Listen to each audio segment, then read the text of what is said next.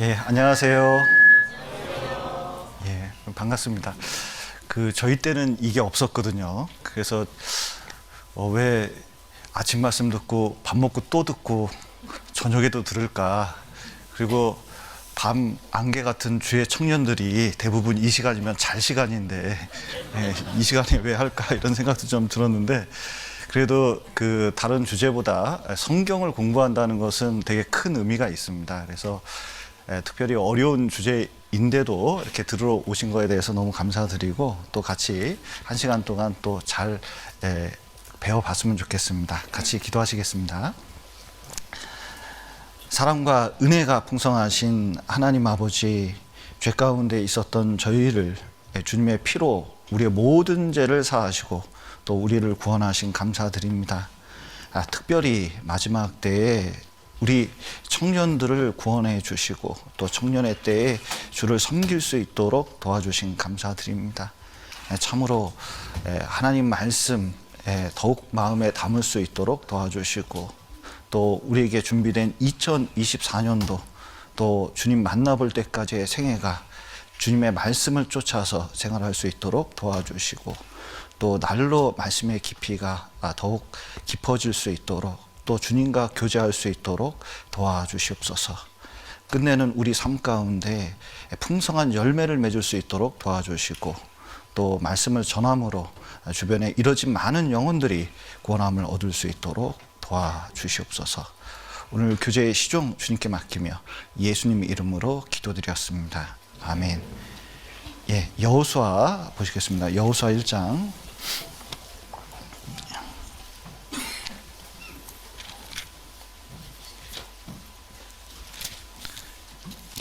여호수아 1장 8절입니다. 구약성경 320페이지 여호수아 1장 7절 8절 제가 읽어드리겠습니다. 오직 너는 마음을 강하게 하고 극히 담대히 하여 나의 종 모세가 내게 명한 율법을 다 지켜 행하고 좌로나 우로나 치우치지 말라. 그리하면 어디로 가든지 형통하리니 이 율법책을 내 입에서 떠나지 말게 하며 주야로 그것을 묵상하며 그 가운데 기록한 대로 다 지켜 행하라. 그리하면 내 길이 평탄하게 될 것이라. 내가 형통하리라. 다시 한번 인사드리겠습니다. 안녕하세요. 너무 이렇게 와주신 거 감사드리고, 또 사실은 테마 주제를 처음이라 주제를 봤습니다. 그랬더니 봤더니 내가 생각해도 이 주제는 잘 안 배우겠다 싶어요. 왜냐면 공부하는 건 어렵거든요. 근데 특별히 이제 성경 공부를 방법을 배우러 왔다는 것은 말씀에 이제 열정이 있는 분들입니다. 너무 잘 오셨고, 그리고 좋은 시간이 됐으면 좋겠습니다. 운동 경기, 육상이나 다이빙, 수영 같은 때에 좋은 출발을 하지 않고 좋은 결과를 얻기가 쉽지가 않습니다. 하루도 마찬가지입니다. 처음에 어떻게 시작을 했느냐가 또 하루의 모든 분위기를 결정하는 경우가 많고, 1년도 마찬가지입니다. 처음 어떻게 시작했느냐가 시작이 반이라고 1년 대부분에 영향을 끼치는 경우가 많이 있습니다.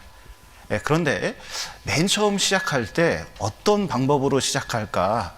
그것은 말씀으로 시작하는 것이 가장 지혜로운 방법입니다. 특별히 청년의 때에 삶의 기초를 닦는 때인데, 삶의 기초, 그리고 우리 신앙의 기초는 당연히 말씀이 되어야 되고, 그 기초를 많이 다질 때 건물도 크게 올라가게 되어 있습니다. 우리가 어떤 형편에 있든지 이 청년의 때 말씀을 하나라도 다지고 또 마음에 심기고 나면 드디어 하나님 말씀과 함께, 또 하나님과 함께 동행할 때에 분명히 하나님께서 큰 선물을 우리에게 주실 거라고 생각이 듭니다. 여기 한번 보시면 시간이 좀 많지는 않은 것 같아서 파워포인트로 좀 띄워왔습니다. 여기 보시면 아브라함도 가나안 땅에 맨 처음에 들어올 때 무엇으로 시작했을까요? 예. 여호와의 말씀을 쫓아갔습니다. 시작을 말씀으로 쫓아갔더니 아브라함이 된 겁니다. 그러니까 실제로 처음에 시작을 말씀으로 시작하는 것은 참 좋거든요. 이성교제 별로 안 좋은 것 같아요. 그래서 처음을 왜 그런 문제로 시작할까? 난 좀 이해는 안 가는데 말씀으로 시작해야 되지 않을까요? 여기 이제 보시면 그 야곱도 마찬가지입니다. 여기 이제 라반의 집에서 베델로 올라갈 때 하나님 명령을 쫓아서 올라갔거든요. 말씀이 시작인 겁니다. 그리고 여기 모세도 그 낙심 가운데 이제 80세가 되었을 때 하나님께서 이제 너를 바로에게 보내어 너로 내 백성 이스라엘 자손을 애굽에서 인도하여 내게 하리라 했는데 처음에 시작할 때 이거 하나 잡고 간 거예요. 그리고 그 출애굽기에 놀라운 역사가 일어난 겁니다. 여러분, 가장 구원받은 사람에게 좋은 신앙의 스타트는 시작은 당연히 말씀과 함께 하는 것이 얼마나 중요한지 모릅니다. 특별히 여기 이제 여호수아가 있는데 이 여호수아도 이제 걱정이 많았습니다. 왜냐하면 당장 앞에 있는 가나안 땅은 지리를 잘 몰라요. 그리고 또 가봤더니 이 성읍 여리고 성은 너무나 컸습니다. 그리고 자기는 리더로서 처음입니다. 왜냐하면 모세가 방금 돌아가셨는데 이 모세는 40년 동안 그 40년 동안 이제 같이 하면서 하나님의 역사가 일어나는 것을 보았습니다. 그런데 그 하나님이 나와 함께 할 거라고 좀 피해 다니고 싶네요. 나와 함께 할 거라고는 생각이 들기가 쉽지는 않았습니다. 모세와 같은 그 기적이 나에게도 역사가 일어날 것인가. 그리고 가지고 있는 무기가 많지가 않아요. 왜냐하면 출애굽할 때 무기를 가지고 나온 건 아니거든요. 그리고 백성들이 40년 동안 있었지만 많이 훈련받은 건 아닙니다. 그러니 이제 가나안 땅 그리고 높고 큰 성읍과 지리도 모르는 그곳을 처음 이제 들어가잖아요. 그때 가장 필요한 게 뭘까? 당연히 군사 작전이니까 군대가 필요하고 그래서 이제 모집을 하고 그리고 또 훈련을 시키고 무기를 이제 수입을 하고 또 체계적인 작전을 세우고 많은 것들이 좀 필요할 겁니다. 그런데 여호수아에게 아무리 생각을 하고 작전을 짜도 여리고성이나 가나안 땅은 결단코 만만한 곳이 아닙니다. 그러니까 그 문제를 가지고 하나님께 나갔을 때 하나님께서는 여호수아에게 많은 걸 준 게 아니에요. 말씀 붙잡고 나가면 된다는 겁니다. 그래서 실제로 이 여호수아는 하나님 말씀을 들었는데 이게 장군이라면 듣기가 참 어렵습니다. 먼저 온 남자에게 부상을 입히래요. 할례를 하라는 겁니다. 여러분, 할례를 받고 최소한 20일은 부자연스럽습니다. 전쟁을 치를 수가 없어요. 그리고 또 요단강을 건너는데 군인들이 먼저 가는 게 아니라 법궤를 들고 먼저 넘치는 물에 들어가라고 하거든요. 게다가 여리고성 앞에서는 하루에 한 바퀴씩 돌래요.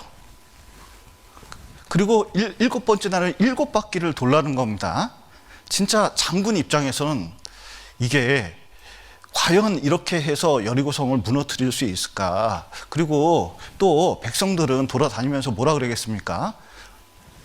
야, 우리 왜 도니? 몰라? 돌래? 근데 왜 도는데? 모른다니까. 돌래니까 돌래지. 돌겠네.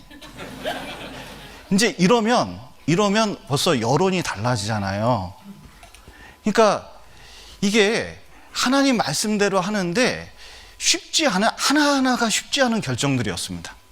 근데 막상 들어가고 또 7바퀴 도니까 여리고성 성벽이 무너졌는데 놀랍게도 성벽이 무너질 때 높은 성이거든요. 들어가기 힘듭니다. 무너질 때 우르르르 무너졌는데 앞으로 무너졌어요.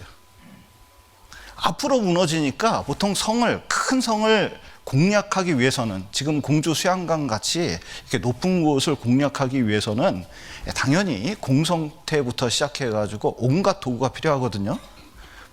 당장 광야 생활을 하던 사람이 그런 게 어디 있어요. 그런데 무너지더니 앞으로 포로로로 무너졌는데 그 모양이 지금까지 남아 있습니다. 딱 계단 모양이에요.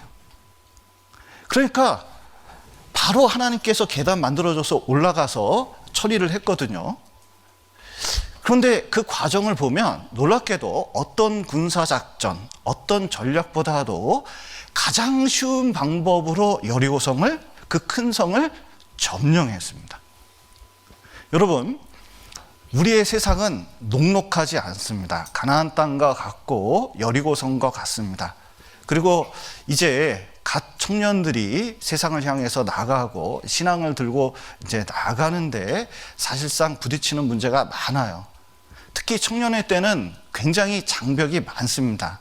먼저는 이성 문제가 있죠. 그 다음에 이제 결혼이라는 걸 앞두고 있잖아요. 그 전에 취직을 해야 될까? 요즘은 어느 게 먼저인지 잘 모르겠어요. 그러니까 이제 취직을 해야 되고, 또 경제적인 문제가 있고, 결혼도 해야 되고, 또 애를 낳는 경우도 있고, 또 직장이 요즘은 안정적이면 좋은데 대부분 이 사회 전체가 불안불안합니다. 그리고 항상 우리를 두려움에 몰아넣는 경우가 많아요. 그리고 세상으로 굴복시키려는 것이 많이 있습니다. 그런데 그 속에서 내 연약한 신앙을 지키면서 살아간다는 것은 쉽지 않은 일입니다. 그런데 그것을 가능케 하고 그리고 나아갈 수 있게 하는 힘은 어디에 있냐면 말씀에 있거든요. 이 말씀을 붙잡고 나아가는 방법, 그것이 성경 연구 방법이라고 할 수가 있습니다. 그래서 이쪽만 오면 불안한데요. 네,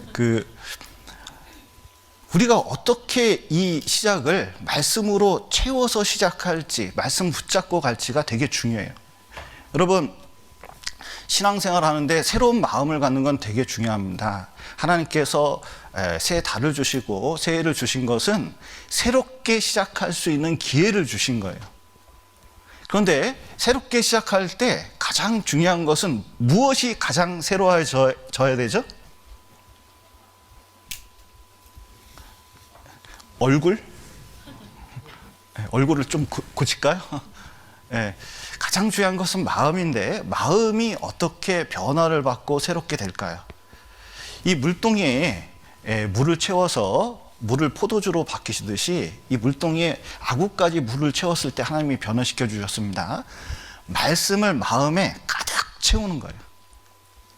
저는 할 수만 있으면 정말 일주일이고 열흘이고 연초 연말에는 말씀을 계속 하루마다 했으면 좋겠다는 생각을 가지고 있습니다.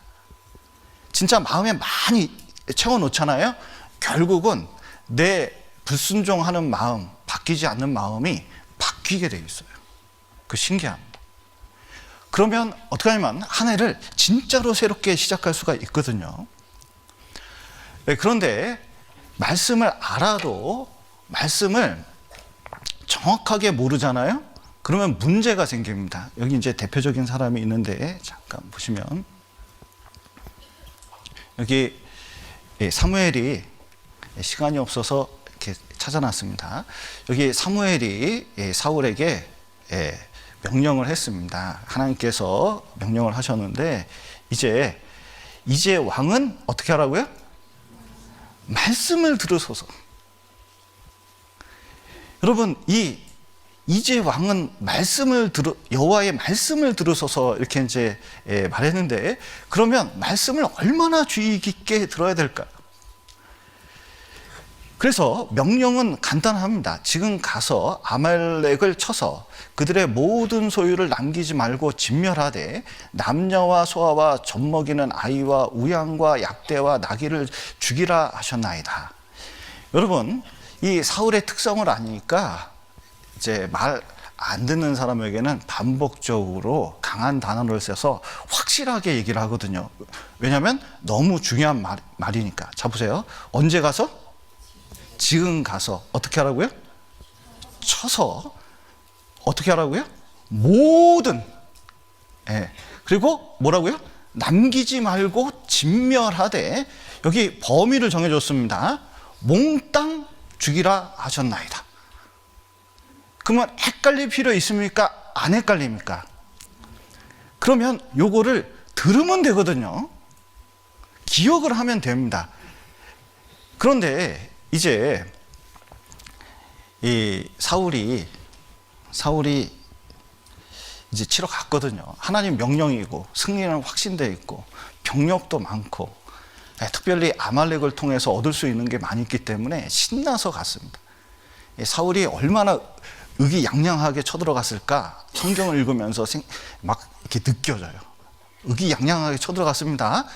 쳐들어갔는데 완전히 쳐부쉈어요. 이런 승리, 이런 대승이 없어요. 승리를 쫙 하는 와중에 자꾸 이제 심지어 노인도 죽이고 아이도 죽이고 그랬습니다. 어떤 분은 왜 이렇게 하나님이 잔인하시냐 이렇게 이제 물어보는 분도 있는데, 이 아말렉은 뭐 이제 시간이 없어서 설명 못하지만 이제 오랫동안 범죄했습니다. 마치 지금 하마스가 이스라엘 쳐들어가서 아이 40명이 있는데 몇 명의 아기는 목을 땄잖아요. 목을 잘라버렸습니다. 여자는 벌거벗겨서 저렇게 끌고 가고 아주. 그런데 그때는 아말렉은 진짜 하지 못할 일들을 너무 많이 했어요. 어떤 사람이 살인을 계속합니다.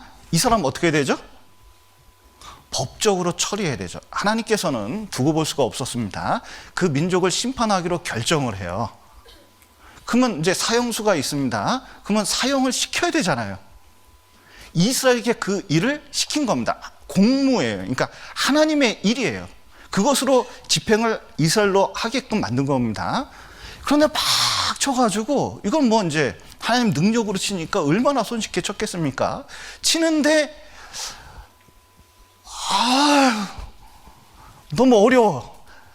왜냐하면 이 소가요, 쫙 이게 큰 눈 가지고 하는데 살이 쪘어. 양도 이렇게 보는데 하는데 이게 너무 살이 쪘어, 이게. 그런데 여러분, 전쟁을 하면 가장 중요한 게 그때 당시 뭔지 아세요? 탈취물이 중요했거든요.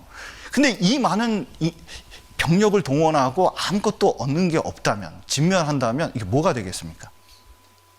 그러니까 지금 내 왕권을 강화시키고 주변에 내 영향력을 미치고 그리고 이스라엘이 튼튼해지고 뭐 여러 가지 생각해 보니까 지금 이거 잡아다가 싹 논아주면 이거야말로 진짜 이게 치적이 되는 거거든요. 그러니까 어린아이는 죽이고 노인은 죽였는데 살찐 양과 염소, 소 이런 것은 죽일 수가 없는 거예요. 이걸 한 재물이니까. 게다가 쭉 죽이는데 다른 사람은 다 죽였습니다. 누구는 못 죽였는지 아세요? 아각 왕 잡아서 딱 있은 다음에, 자, 옆에다가 묶어놓고 포로로 잡은 다음에 이 사람 통해서, 자 보세요. 지금 하마스하고 전쟁하는데 누구 잡으면 좋겠어요? 하마스의 대통령이나 누구 잡았으면 좋겠잖아요. 대장만 잡으면 되거든요. 잡았어요. 잡은 다음에는 이 사람 통해서 이제 주변 국가에다가 영향력을 알려주고 또 이제 쭉 일을 만들어낼 수가 있거든요. 또 굴복시키는 모습을 딱 보여주면 이거 뭐 폼 나잖아요. 그런데 이거 싹 죽여버리면 자기가 했는지 누가 했는지 그거 알 수가 없는 거예요. 그러니까 이제 죽이다가 요거 남겨놨습니다. 남겨놓을 때, 자 보세요. 남겨놓을 때 무슨 생각해야 돼요? 말씀을 생각을 해야 되는데 욕망이 생기니까 말씀을 일부러, 그리고 중요시 생각지 않습니다. 마음에 박힌 게 없는 거예요. 여러분, 뭐 이성 문제가 만약에 있다고 생각을 해보죠. 그런데 자기가 저 자매, 저 형제를 어떻게 한번 해볼까? 응? 이런 욕구가 있습니다. 그러면 성경의 이성 교제나 그리고 여러 가지 이 도덕적인 문제에 대해서 분명히 말씀이 있거든요. 그러면 그 말씀이 생각이 날까요? 자기 욕구가 커질까요?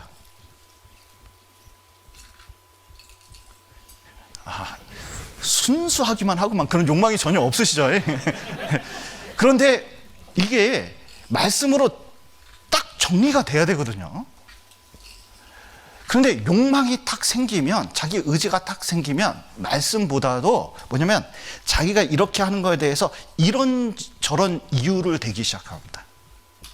보니까 결혼이나 나중에 되면 이혼 같은 문제도 진짜 이 말씀하고 전쟁을 치러야 되는데 상담을 해보면 굉장히 쉽지가 않아요.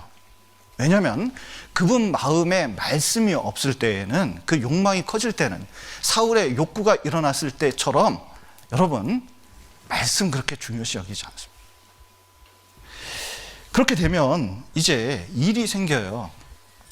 나중에 이제 본인은 많은 것을 얻었다고 생각했는데 이제 사무엘이 와서 여기 이렇게 말씀하십니다. 죄인 아말렉을 진멸하되 다 없어지기까지 치라 하셨거늘 어찌하여 왕이 여호와의 목소리를 청종치 아니하고 탈취하기에만 급하여 여호와의 악하게 여기시는 것을 행하였나이까. 여기 보면 분명히 사무엘은 말을 하거든요. 뭐냐면 왜 하나님 말씀을 지키지 않았습니까? 물어보는 거예요. 그런데 여기 사울은 전혀 달라요. 뭐냐면 나는 실로 여호와의 목소리를 청종하여 여호와께서 보내신 길로 가서 아말렉 왕 아각을 끌어왔고 아말렉 사람을 진멸하였으나 다만 백성이 그 마땅히 멸할 것 중에서 가장 좋은 것으로 길갈에서 당신의 하나님께 제사하려고 양과 소를 취하였나이다. 자, 쉽게 말해서 사울은 어떻게 했다고 주장하고 있는 거예요?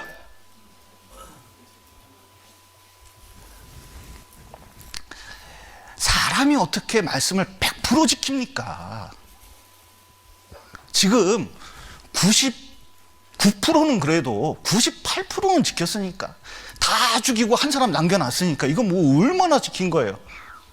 그리고 아니 그 양소 이렇게 끌어왔을 때는 뭐 나만 쓰려고 그러는 게 아니라, 그리고 뭐 내가 원해서 그런 것도 아니고 백성들이 그냥 자기가 그냥 우르르 몰려가서 끌고 오고 또 모여서 선한 목적 하나님께 제사 드린다고 그러는데 그게 뭐 그렇게까지 그러니까 자기는 웬만하면 지켰다는 거예요. 그런데 중요한 것은 여기 이제 유명한 말씀들이 많이 여기 있으시죠. 여기 보면 사무엘이 가로되 여호와께서 번제와 다른 제사를 그 목소리 순종하는 것을 좋아하신 같이 좋아하시겠나이까. 순종이 제사보다 낫고 듣는 것이 수양의 기름보다 나으니 이는 거역하는 것은 사술의 죄와 같고 완고한 것은 사신 우상에게 절하는 죄와 같음이라. 왕이 여호와의 말씀을 어떻게 했다고요? 버렸으므로 왕께서도 왕을 버려 왕이 되지 못하게 하셨나이다. 분명 자기는 지켰다고 하는데 하나님은 뭐라고 하셔요? 말씀을 버렸다고, 하나님 버렸다고 말씀하시는 거예요. 사실은 자기 마음대로 한 거예요. 그래서 말씀을 연구하는 목적이, 자 보십시오. 사울이 만약에 이 앞에 있는 말씀, 진멸하라는 그 말씀을 정확하게 인식하고 정확하게 하려고 그랬으면 여러분 이런 실수를 안 합니다. 그런데 대부분 문제가 뭐냐면 말씀을 알기는 알아요. 아니 뭐 말씀 읽고 기도하고 교제 나오고 전도하고 응? 그런데 나중에 보면 꼭 말씀대로 하는 게 아니라 결정적일 때, 자기 욕구가 올라올 때, 자기 이득이 있을 때, 자기 그 욕심을 차릴 때는 결코 하나님 말씀을 따르지 않는 경향이 있습니다. 사실은 그때가 결정적인 건데. 그래서 사실은 나중에 여기서 아각을 살려냈잖아요. 그런데 이제 사무엘이 사울이 그래요. 붙잡고 얘기하는 거예요. 이제 사무엘이 가려고 그러니까 사무엘 가면 안 되거든요. 지금 전쟁 축제가 일어나가지고 이게 이제 끝내줄 때잖아요. 이제 이게 하이라이트가 뭐냐면 이 선지자, 요즘 말로 하면 목사가 와서 우리 왕에게 축복기도 하고 전쟁 승리했다고 선포하고 이 사울을 한번 탁 띄워야 이 되는데, 가려고 그러면 축제하다가 선지자 가버렸대 그러면 분위기 어떻게 되겠습니까? 이상하잖아요. 그러니까 이제 옷 붙잡고 얘기하는 겁니다. 내가 잘못했다. 내가 잘못했으니까 이거는 하고 가시라고. 그러니까 이게 옷이 찢어졌잖아요. 근데 사무엘이 왕이 그러는데 뭐 안 갈 수 있겠습니까? 가긴 갔죠. 아가왕 끌어왔는데 너무 즐거워했어요. 왜냐하면 이 아가왕이 와서 사무엘이 왔다는 것은 이 목사는 용서의 상징이잖아요. 그러니까 자기를 용서하고 풀어주는 줄 알고 너무 좋아한 거예요. 근데 사무엘이 사울이 안 죽이니까 하나님 명령을 지켜야 되잖아요. 창을 들고 찍어서 죽여버렸습니다. 그러니까 이게 그 다음엔 둘이는 이제 얼굴을 보지 않고 살았죠. 여러분 보십시오. 우리가 하나님 말씀대로 살기 위해서 정말 알아야 될 것은 말씀을 뜨문뜨문 대강 아는 게 아니라 정확하게, 확실하게, 내 마음에 박히게, 그리고 생활에 영향을 줄 수 있도록 하는 것이 결과가 너무 틀려요. 여호수아는 이스라엘을 점령했고 사울은 있는 이스라엘 정복할 것도 정복을 했지만 하나님 말씀대로 되지 않았기 때문에 나중에는 어떤 일이 생겼느냐, 아가강의 후손이 살았습니다. 어떻게 도망쳤는지 하여튼 그 틈에 살아났겠죠. 그런데 나중에 그 후손 때문에 이스라엘 전체가 죽을 수도 있었어요. 죽을 뻔했습니다. 언제 그랬죠? 에스더 때 하만이 아각 사람이에요. 그렇기 때문에 실제로 말씀대로 하지 않았을 때 그 영향력이 얼마나 큰지를 보여주고 있습니다. 그래서 우리는 말씀을 꼭 정확하게 좀 배워야 되고, 그리고 이 외부로 보이는 것만 생색을 낼 것이 아니라 우리 마음속에서 정확하게 아는 방법, 그게 성경 연구 방법입니다. 특별히 이 말씀을 정확하게 알면, 여기 성경에서 말씀에 대해서 제일 많은 구절이 있는 게 시편 119편입니다. 이 히브리어는 알파벳이 22개거든요. 8구절씩 이렇게 해가지고 176절이 있습니다. 176 곱하기 2는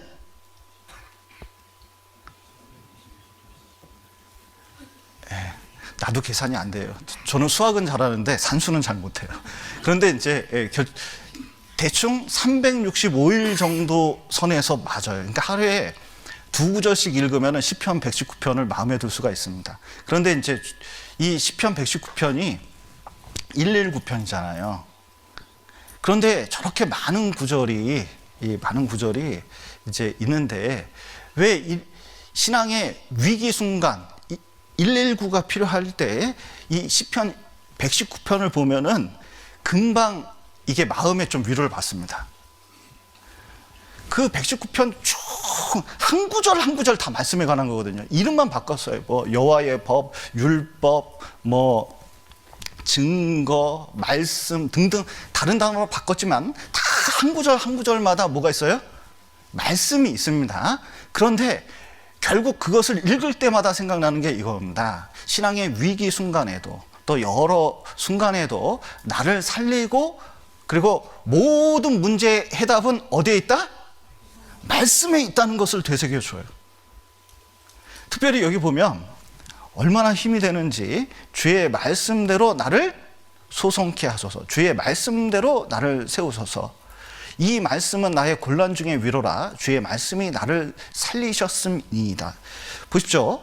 내가 진짜 사는 방법, 여러분 곤란할 때 얼마나 많습니까? 진짜 마음이 무너질 때 얼마나 많습니까? 진토같이 붙은 때가 얼마나 많습니까?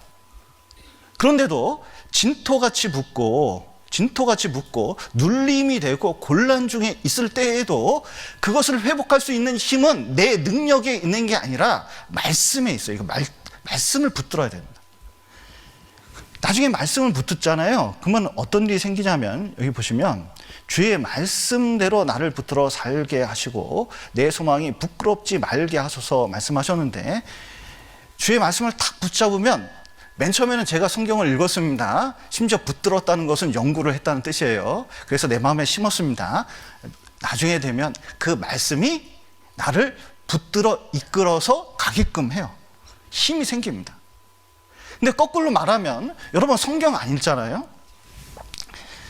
뭐 올해를 한번 돌아보시고 또 내년을 보실 건데 그 말씀 안 읽잖아요.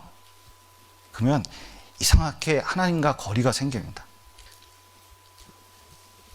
여러분, 말씀을 읽으면 하나님하고 가까워집니다. 그런데 말씀을 안 읽으면 하나님하고 멀어집니다. 뭐하고 가까워질까요? 세상과 죄와 가까이 있게 돼 있어요. 말씀 안 읽잖아요. 세상을 이길 만한, 내 욕구를 이길 만한 힘이 없어집니다.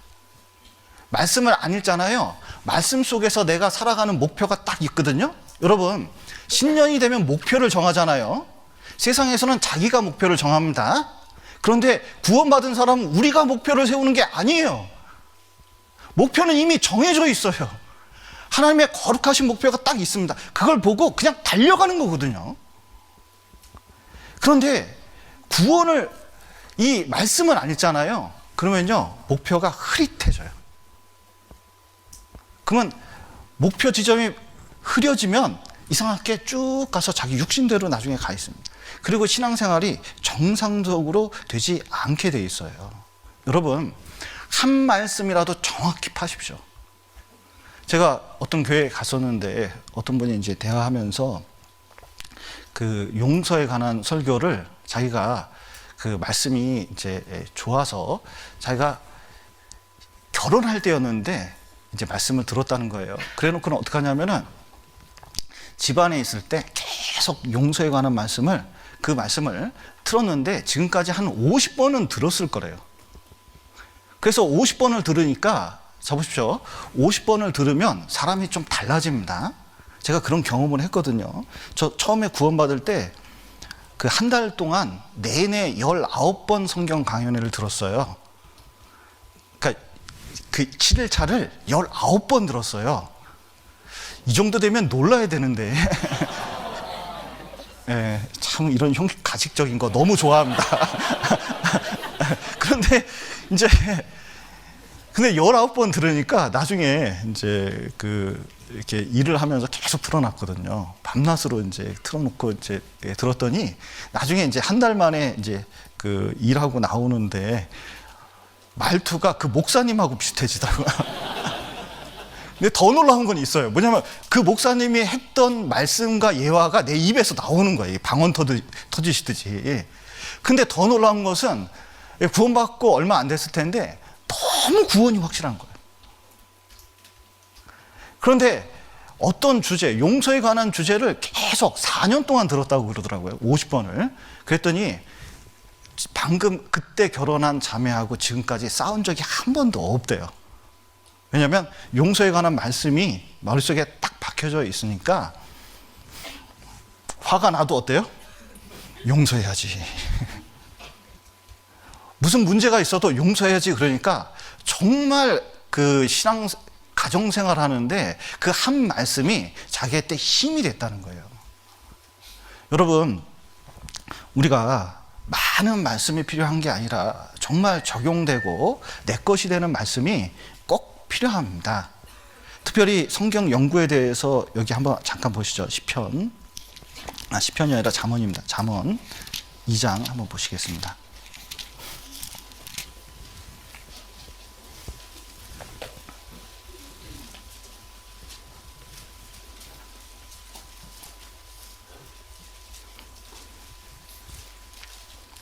잠언 2장 1절부터 제가 읽겠습니다. 내 아들아, 내가 만일 나의 말을 받으며 나의 계명을 내게 간직하며 내 귀를 지혜에 기울이며 내 마음을 명철에 두며 지식을 불러 구하며 명철을 얻으려고 소리를 높이며 은을 구하는 것 같이 그것을 구하며 감추인 보배를 찾는 것 같이 그것을 찾으면 여호와 경외하기를 깨달으며 하나님을 알게 되리니. 예, 여기 보시면 그 성경 읽기와 성경 연구는 약간 차이가 납니다. 예, 특별히 이제 이 파고든다는 점에서 완전히 틀리거든요. 이 몽골에 갔더니 땅이 그렇게 넓더라고요. 그런데 그곳에서 석탄을 찾는다든지 아니면 구리를 찾는다든지 거기서 자원을 찾는 것은 정말 다른 문제입니다. 그러니까 신앙생활 하면서 성경 말씀은 보십시오. 두께가 너무 두껍죠. 게다가 종이는 얇아요. 그러니까 얼마나 방대한지 알 수가 있어요. 그러니까 이 속에서 그런데 한 말씀 한 말씀이 다 뭐예요? 진주 같은 말씀입니다. 보물 같은 말씀들이거든요. 하나님 말씀은 정말 하나라도 제대로만 잡으면 굉장한 말씀이 됩니다. 그런데 중요한 건 뭐냐면 있는 건 아는데 대충 아는 말씀인데 이것을 파가지고 나에게 진짜 보물이 되게 하는 방법은 완전히 틀려요. 우리 홍 목사님 말씀하셨듯이 그 성경 읽기와 성경 연구는 좀 차이가 나는 것은 만약에 정읍의 내장산을 가려고 차를 타고 지나가면서 얼핏 보는 거 하고 내장산 근처까지 와가지고 둘러서 잠깐 내려서 보는 거 하고 등산복을 갖추고 내장산 꼭대기까지 올라가서 하루 종일 등산을 하면서 몇백 며칠 연구를 하는 거하고는 내장산에 대해서 아는 게 틀릴 겁니다. 성경도 마찬가지입니다. 이 구절마다 그리고 거기에 내용을 살펴보면 여러분 거기에 얼마나 다양한 것들이 있는지 몰라요. 완전히 산입니다. 로마서 같은 경우에는 이렇게 쭉 보면 처음에 이렇게 복음으로 시작하다가 나중에 5장에서 한번 큰 높은 산이 있고 나중에 8장 되면 너무나 높은 산이 있는데 위에가 너무나 높은 지대가 많이 있습니다.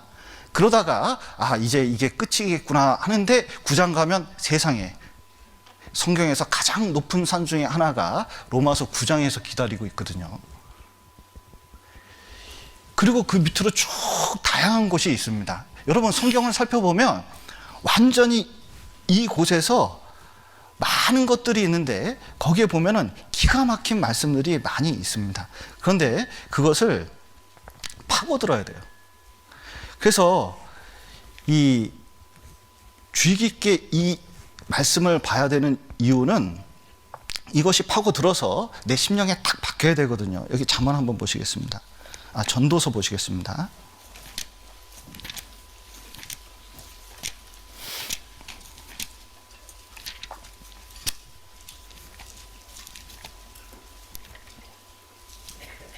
전도서 12장 보시겠습니다.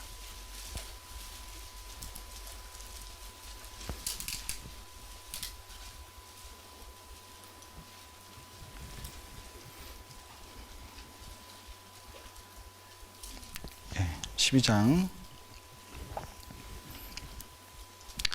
11절부터 제가 읽겠습니다. 지혜자의 말씀은 찌르는 채찍 같고 회중의 스승의 말씀은 잘 박힌 목 같으니 다 한 목자에 주신 바니라. 내 아들아 또 경계를 받으라. 여러 책을 짓는 것은 끝이 없고 많이 공부하는 것은 몸을 피곤케 하느니라. 죄송합니다. 12절은 안 읽으려고 했는데 이제 옛날에 그 공부를 좀 할 때가 있었는데 그때 구원을 받아가지고 그 옆에 계신 이무열 목사님하고 이 구절을 주야로 묵상을 했습니다. 공부를 그만해야겠다. 그 12절이 갑자기 눈에 밟히네요. 사실은 이제 드릴 말씀은 여기 회중의 스승의 말씀은 잘 박힌 목과 같다 돼 있잖아요. 그런데 이제 성경 공부를 연구를 하잖아요. 그러니까 성경을 연구하기 시작하고 말씀을 연구하잖아요. 그러면 이 말씀이 좀 단단합니다. 그런데 우리 마음은 콘크리트 벽 같거든요. 진짜 이게 굉장히 단단해요. 그런데 여기다가 이 못 박으려면 한 번에 들어갑니까? 몇 번 두들겨야 됩니까? 두들겨야 돼요. 여러분, 공부할 때 한 번에 외워지는 거 없습니다. 한 번에 다 아는 거 없어요. 반복해서 하면서 알아지는 거예요. 이 성경 연구 방법의 가장 핵심적인 것 중에 하나는 반복적으로 연구해서 진짜 이 의미를 깊이 파고드는 게 중요해요. 그리고 내 심령에 확실히 박는 게 중요합니다. 특별히 이게 마음이 좀 연약한 사람도 있잖아요. 말씀을 알긴 아는데 그 말씀을 완전히 단단히 붙잡지 않잖아요. 그럼 나중에 흔들려 버립니다. 그러면은 역사를 안 해요. 그런데 이 내 마음과 이 말씀이 만나가지고 이 마음속에 완전히 새겨지도록 딱 붙잡고 있잖아요. 그러면 못은 능력이 있습니다. 못은 딱 하나가 붙들리잖아요. 그러면은 탁 박혀가지고 양쪽에 두 개를 탁 박으면 선반이 됩니다. 그럼 그 위에 그릇을 많이 얹을 수가 있어요. 여기 한번 보실까요? 이사야 22장 한번 보시죠.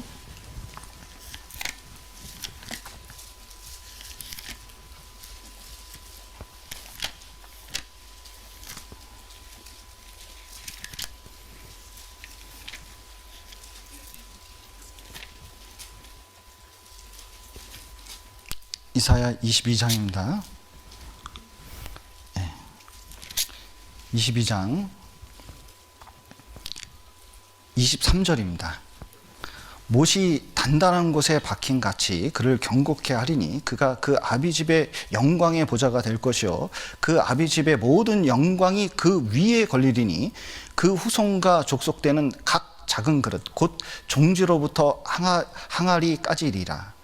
만군의 여호와께서 가라사대 그날에는 단단한 곳에 박혔던 못이 사그리니 그 못이 부러져 떨어짐으로 그 위에 걸린 물건이 파쇄되리라 하셨다 하라. 나 여호와의 말이니라. 예. 여기 이제 못 두 개 딱 박고 선반 올리고 큰 그릇부터 작은 그릇까지 쫙 놓습니다. 그런데 못이 사가지고 뚝 떨어졌어요. 그러면 모두 떨어지죠? 예, 나머지도 다 떨어져가지고 깨지는 거예요. 여러분, 신앙 하나가 딱 쓰잖아요? 여러분, 한 사람이 신앙에 딱 쓰잖아요? 그럼 걸릴 수 있는 게 많습니다. 아브라함 신앙이 가나안에 들어와가지고 신앙이 딱 섰거든요? 그랬더니 이 아브라함 한 사람을 통해서 한 민족, 이스라엘 민족이 그 위에 걸린 거예요. 여러분, 누구 하나가 신앙이 딱 쓰잖아요? 그러면 그 가족이 때로는 한 교회가 한 사람 때문에 분위기가 살아가지고 엄청난 전도의 역사를 이루는 것도 봤어요. 여러분, 한 사람의 신앙이 단단히 쓰는 방법이 뭐냐? 이 말씀이 내 안에 단단히 하나라도 박혀 있으면 안 변합니다. 여러분, 아브라함한테 있는 말씀은 많은 게 아니에요. 가나안 땅 떠나지 마라. 그리고 네 후손은 네 후손 중에 그리스도가 나올 거라는 그 약속 붙잡고 신앙생활을 한 거거든요. 우리도 신앙생활할 때 복잡하지 않습니다. 진짜 중요한 말씀을 확실히 붙잡고 나아가면 돼요. 그런데 그 확실히 붙잡으려면 연구를 해야 됩니다. 결심을 해야 돼요. 이 진짜 내 마음에 담으려고. 특별히 이 말씀 연구하는데 가장 중요한 것 중에 하나가 있습니다.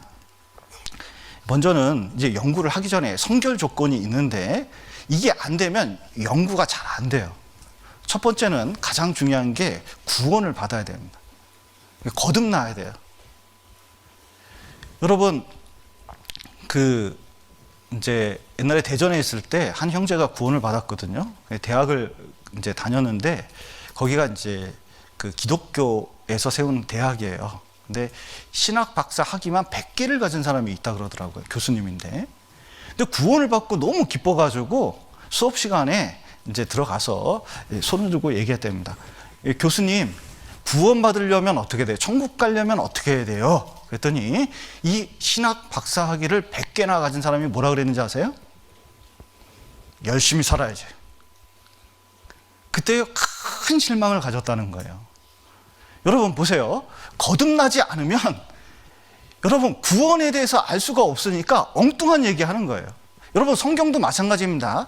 성령께서 이 성경을 만드셨기 때문에 이 성령의 조명, 이게 성령께서 이것을 가르쳐 줘야만 깨달을 수가 있는 거예요. 근데 내 안에 성령이 없으면 아무리 학문적으로 연구해도 글을 보면요, 생명이 없는 경우가 많아요. 먼저는 확실히 거듭나야 됩니다. 특별히 구원에 관한 말씀은 내 마음에 확 박히게 만들어야 돼요.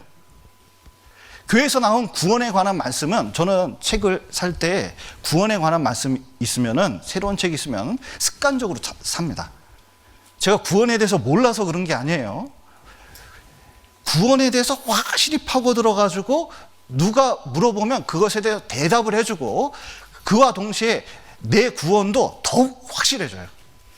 여러분, 교회에서 나온 구원에 관한 책들이 얼마나 많은지 모릅니다. 그런데 그것이 마음에 확 박히잖아요. 여러분, 성경의 키는 복음이기 때문에 성경을 해석할 때 복음으로 해석하면 웬만한 건 다 이해가 돼요. 근데 구원을 안 받잖아요. 난제 중에 난제가 성경입니다. 그러니까 구원을 먼저 확실히 받았는지를 명확하게 해야 돼요. 그리고 복음에 관한 말씀을 많이 듣는 게 중요해요. 그리고 두 번째는, 이 성경을 연구하려고 그러면 가장 중요한 게 말씀의 맛이 좀 알아야 됩니다. 입맛이 좀 있어야 돼요. 여러분, 잘 먹는 청년들 있잖아요. 저기 소고기를, 삼겹살 같은 것을, 긴 거를 막 저희 국숫가락 먹듯이 먹는 친구들, 뭐 한번 보셨는지 모르겠는데, 그런데 그런 친구들은 이상하게 입맛이 살아있어서 뭐든지 막 먹잖아요. 막 입맛이 살아있어요.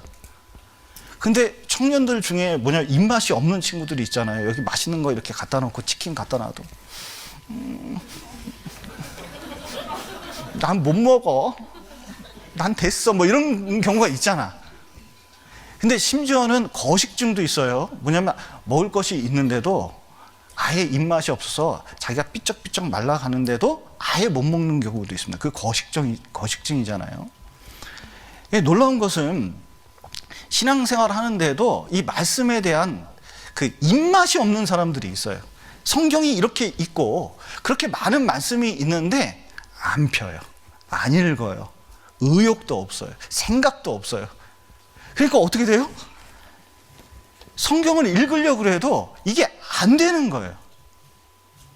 여러분, 구원받은 사람은 이 마음에 말씀을 채워 살아나기 때문에 내가 말씀에 열정이 좀 있어야 됩니다. 여러분, 입맛이 없을 때는 어떻게 해야 입맛이 돌아와요? 아니, 뭐 감기나 걸리면 입맛이 없을 때가 있잖아요. 근데 어떻게 해야 입맛이 돌아와요? 그렇죠. 또 먹어야 돼. 먹으면 입맛이 돌아오잖아요. 여러분, 말씀의 맛도 마찬가지입니다. 놀라운 것은 난 체질이 아닌가 봐, 읽으면 잘 모르겠어, 이런 게 당연합니다. 워낙 단단한 거니까. 그러나 읽으면 읽을수록 입맛이 돌아오게 돼 있어요. 그래서 성경을 알려고 하는데 노력해야 됩니다. 지금 이 시대는 정말 이상한 시대예요. 말씀이 이렇게 많이 밝혀지고 그리고 정보도 많고 많은 목사님들이 말씀을 하십니다. 그런데 듣는 건 익숙한데 읽는 건 안 익숙해요. 그리고 본인이 스스로 뭘 이렇게 해가지고 캐내는 그런 습관이 잘 안 된 때예요. 너무 이 핸드폰 가지고 많은 걸 얻을 수가 있는데 사실은 그게 유용하지 못한 이유는 사람들이 읽는 데 익숙하지 않기 때문에 그렇습니다. 그리고 연구할 의지가 별로 없어요. 그리고 입맛은 점점 잃어버리고 있습니다. 이상하게 스마트폰을 많이 볼수록 읽는 건 많은 것 같은데 실제로 자기 안에 채워지는 게 없어요. 왜냐하면 성경을 읽을 때도 스마트폰을 읽으면 산만해지기 때문에 그런 경우가 많거든요. 그런데 중요한 것은 성경책을 펴고 그리고 읽고 줄을 긋고 생각을 하고 그 앞에 서는 시간이 반드시 좀 필요합니다. 그래서 이제 특별히 말씀이 있는데 게으른 사람이 있거든요. 이게 말씀에 게으른 자들이 있습니다. 여기 보시면 게으른 자의 밭과 포도원이 있는데 가시덤불이 펴졌고 거친 불이 지면에 덮였고 돌담이 무너졌어요. 근데 이유는 간단해요. 왜냐면 게으르기 때문에 그런 거거든요. 말씀이 있는데 이상하게 밀어. 어떻게 미루는지 볼까요? 여기 밭에 이렇게 가는데 이제 뭐를 심어야 돼요. 뭐를 심고 뭐 이렇게 이제 재배를 해야 되는데 가보니까 뭐냐면 음에 풀이 났네. 아유, 근데 풀은 좀 자랄 때 뽑기가 쉽잖아. 자란 다음에 하자. 그런데 어느덧 시간이 가보니까 비가 내렸어요. 풀이 많이 났어요. 그러니까 비가 왔으니까 아이고 이게 물 들어가면 젖잖아. 그럼 물 빠진 다음에 해야지. 물 빠지고 나니까 어떻게 됐어요? 잡초는 그 다음부터 확 자라거든요. 그 와서 이렇게 이제 뽑으려고 보니까 확 퍼졌어요. 확 퍼지니까 이제 무슨 생각이 드냐면, 야, 이거 너무 퍼졌다. 농사는 내년부터. 이렇게 되잖아요. 자, 보세요. 연초가 됐어요. 이제 말씀을 읽어야 되죠. 드디어 일독을 할게요. 딱 합니다. 그래서 피죠. 아, 그래. 그래도 마태복음은 족보부터 있으니까 싫고, 그래, 처음부터 해야 돼. 창세기부터 하는 거야. 쭉 있습니다. 근데 읽다가 어떻게 돼요? 읽어야겠다 이렇게 생각을 했는데 어떻게 되냐면 마침 그때가 동계수련회야. 설날이고.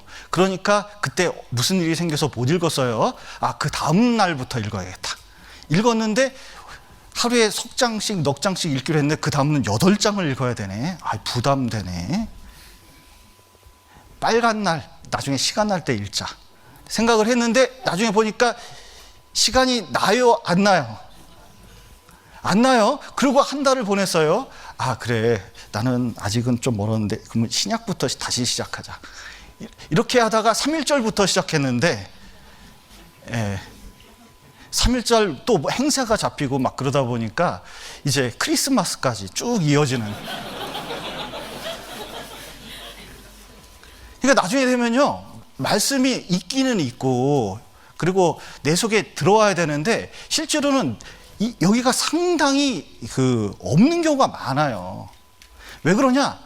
게을러서 그렇다니까요. 여러분, 게으른 사람도 나름 부지런하잖아요. 유튜브 자주 봅니다. 게임 부지런히 해요. 세상에 교회에 와서 왜 게임을 하는지 모르겠어요. 교회에 와서 왜 스마트폰을 부지런히 보는지 모르겠어요. 자기 하고 싶은 건 얼마나 열심히 하는지 몰라요. 틈을 노리지 않아요. 아니, 이게 틈을 안 줘요. 요즘은 쇼츠라고 있더라고요. 그러니까 잠깐 보는 거 있잖아요. 그런데 옛날에는 말씀을 포켓 성경 들고 다니면서 잠깐 봤거든요. 그런데 여러분, 시간이 나서 유튜브를 보기 시작하면은 여러분 5분짜리 영상을 봅니다. 10분짜리 영상을 봅니다. 그러면 5분만 봅니까? 10분을 봅니까? 아, 고양이가 너무 예쁘다. 고양이. 예쁜데. 그 옆에 보니까 뭐가 나와요? 더 예쁜 고양이. 이거 이상한데? 자꾸 봐요. 그러다가 뒤에 뭐가 있어요? 강아지가 또 나오네, 이런. 그러더니 사자가 나오고 호랑이가 나오고 온갖 동물이 다 나오고 나중에 정신 차려보면 벌써 1시간을 잡아먹는 경우가 있어요. 여러분, 이상하게 말씀을 맛을 들이잖아요. 똑같습니다. 5분, 10분을 보려고 그랬는데 조금씩 늘려가잖아요. 나중에는 이 말씀에 보는 양이 엄청나게 많아져요. 나중에 보면 진짜 하나님 사람 돼 있습니다. 그런데 이 스마트폰을 이렇게 계속 보잖아요. 그럼 나중에 남는 게 1년 지나도 아무것도 없어요. 그래서 연구는 어떻게 하는 거냐? 수시로 시간마다 틈나는 대로 하면서 자기 걸 계속 만들어가면 여러분 조금만 견뎌보세요. 나중에 입맛이 돕니다. 그리고 파고들기 시작해요. 그리고 내가 깨달은 진리가 있잖아요. 그 기쁨은 이루 말할 수가 없습니다. 왜냐하면 내 마음이 살았고 내 마음이 사는 동시에 교제가 살고 교회가 살고 주변에 구원의 역사가 그때부터 일어나기 시작해요. 그래서 여러분, 성경 연구는 가장 중요한 것 중에 하나가 뭐냐면 시간을 확보하는 거예요. 그래서 시간을 확보하고 그리고 바쁜 와중에 이 성경을 읽을 때 자세가 중요하거든요. 옛날에 이제 구원받고 이 얘기는 하지 말자 그랬습니다. 우리 이물 목사하고는 맹약을 했어요. 다시는 서로 간에 얘기하지 말자고 했는데 그 예화는 들지 말자 서로. 그 부끄러운 과거가 있어서 저만 그렇습니다. 훌륭하신 분이에요. 그런데 이제 그 아침마다 이게 딸깍하면서 이제 그 성경을 읽거든요. 그 보면 참 기가 막혀요. 그런데 실제로 이 성경 읽을 때 가장 중요한 것은 아침에 일어나서 시간을 확보하고 자세가 중요합니다. 자세를 갖고 성경을 읽기 시작하면 그 말씀이 나에게 들어와요. 그런데 너무 바쁜 와중에 이상하게 말씀을 잠깐만 시간 안 내고 자세히 흐트러져서 보려고 그러잖아요. 그게 내 것이 안 되는 경우가 많이 있습니다. 그래서 특별히 성경을 읽을 때는 이것이 진짜 내가 생활 속에서 이거 하도록 연구해야 되거든요. 여러분, 솔로몬은 머리가 좋았어요. 그리고 성경을 4권이나 쓴 사람입니다. 이거 머리가 얼마나 좋고 아는 게 많습니까? 그런데 불순종하니까 나중에 말년이 좋지가 않았습니다. 나라도 갈렸습니다. 그러니까 신앙생활에서 가장 중요한 것은 이 말씀을 마음에 지켜서 행할 수 있도록 하는 것이 그게 진정한 성경 공부의 목적이에요. 특별히 말씀을 배울 때 기도가 되게 중요합니다. 기도하면서 기도라는 게 뭐냐면 내가 하나님께 원하는 걸 말하는 게 기도가 아니라 하나님 뜻대로 내 마음을 만드는 게 기도거든요. 그러니까 예수님도 기도할 때 나의 뜻대로 하지 말고 하나님 뜻대로 할 수 있도록 기도하셨잖아요. 여러분, 의지를 꺾는 것은 되게 중요한 겁니다. 말씀을 읽을 때 그 자세 가지고 성경을 보면 연구가 돼요. 특별히 보시죠. 제가 최근에 재미있는 예를 들었는데 부부가 있었습니다. 근데 부부 그 아내는 자기는 너무 진짜 나하고 결혼한 남편은 진짜 행복할 거다. 왜냐하면 자기의 꿈이 뭐냐면 조강지처예요. 그래서 어떻게 하냐면 아침에 일찍 일어나서 여기 이제 앞치마 딱 하고 밥을 맛있게 만들어 가지고 밥 이렇게 해가지고 김 모락모락 나오고 여기 된장국에다가 이렇게 반찬이 육첩반상 딱 하고 딱 하면 남편이 탁 와가지고 맛있게 먹고 그리고 출근할 때 안녕 하면서 탁 포옹하고 가는 그게 꿈이야. 그래서 결혼하면 그거 얼마나 행복할까 하면서 신혼 때에 딱 첫날에 마음 먹고 일어나서 아침에 신선로까지 딱 해서 쫙 이제 남편을 위해서 딱 만들어 놨습니다. 남편도 옛날에 결혼하기 전에 그런 생각을 했어요. 나하고 결혼하는 여자는 엄청 행복할 거라고. 진짜 나 같은 남편 없을 거라고. 왜냐하면 자기는 아침만 먹으면 속이 더부룩해서 아침을 먹으면 안 되는 사람이에요. 그래서 아침을 먹은 적이 없어. 아침을 안 해도 되니까 얼마나 아내가 편할까. 기가 막힐 거다. 그리고 이제 결혼을 했는데 세상에 아침에 일어나니까 신선로에 육첩반찬까지 있는 거예요. 근데 이걸 견딜 수가 없었어요. 이거 먹으면 이게 진짜 토할 것 같고 거북해서 견딜 수가 없는 거예요. 그래서 이 남편이 꾀를 냈습니다. 8시까지 출근해야 되는데 7시 40분에 일어나는 거예요. 바빠서 못 먹고 가는 거예요. 그런데 아내는 자기 꿈을 늘 이루어야 되기 때문에 육첩반상을 늘 차리고 있었죠. 둘 다 틀린 건 없는데 의지가 다르니까 결국은 방송국에 이혼해야 되는지 물어보더라고요. 그 듣고 내가 알았습니다. 둘 다 오라도 의지가 다르면 하나가 될 수가 없구나. 근데 하나님 계십니다. 예수님은 어떻게 하셨냐면 완벽하게 그 기도하면서 순종을 했거든요. 자기 뜻을 굽힌 거예요. 그래서 십자가까지 나간 겁니다. 우리도 말씀을 읽을 때 나하고 안 맞는 게 있어요. 그런데 기도를 하면 그 뜻을 보여줄 뿐만 아니라 사실은 기도 속에서 자기 의지를 굽히게 됩니다. 그러면 하나님 말씀이 내 삶 가운데 들어와서 역사하기 시작해요. 그러면 그 말씀이 살아납니다. 그렇기 때문에 성경 공부할 때 가장 중요한 것은 아무리 말씀을 솔로몬처럼 많이 알아도 그 뜻을 굽힐 수 있는 기도하는 마음, 순종하려는 마음이 없으면 제대로 성경 공부가 된 것이 아니에요. 그래서 성경 공부에는 반드시 필요한 마음들이 있습니다. 거듭나야 되고 좀 자꾸 봐서 열정이, 말씀에 대한 열정이 좀 있어야 돼요. 그리고 기도하는 마음을 가지고 시간을 내고 아침에 나아가는 게 굉장히 중요합니다. 그러면 이 성경 공부할 때 이제 공부 방법을 좀 말씀을 드리면, 이 성경 공부할 때 이제 여기 성경 공부 방법에 대해서 목사님들이 너무 다양하게 말씀을 몇 년 동안 하셨더라고요. 유튜브에 다 떠 있어요.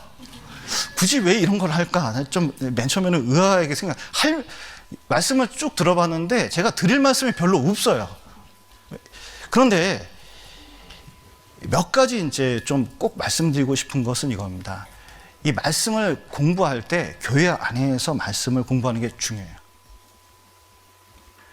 특히 성경 연구에서 가장 중요한 것은 이겁니다. 여기 요한계시록 한번 보시죠. 2장.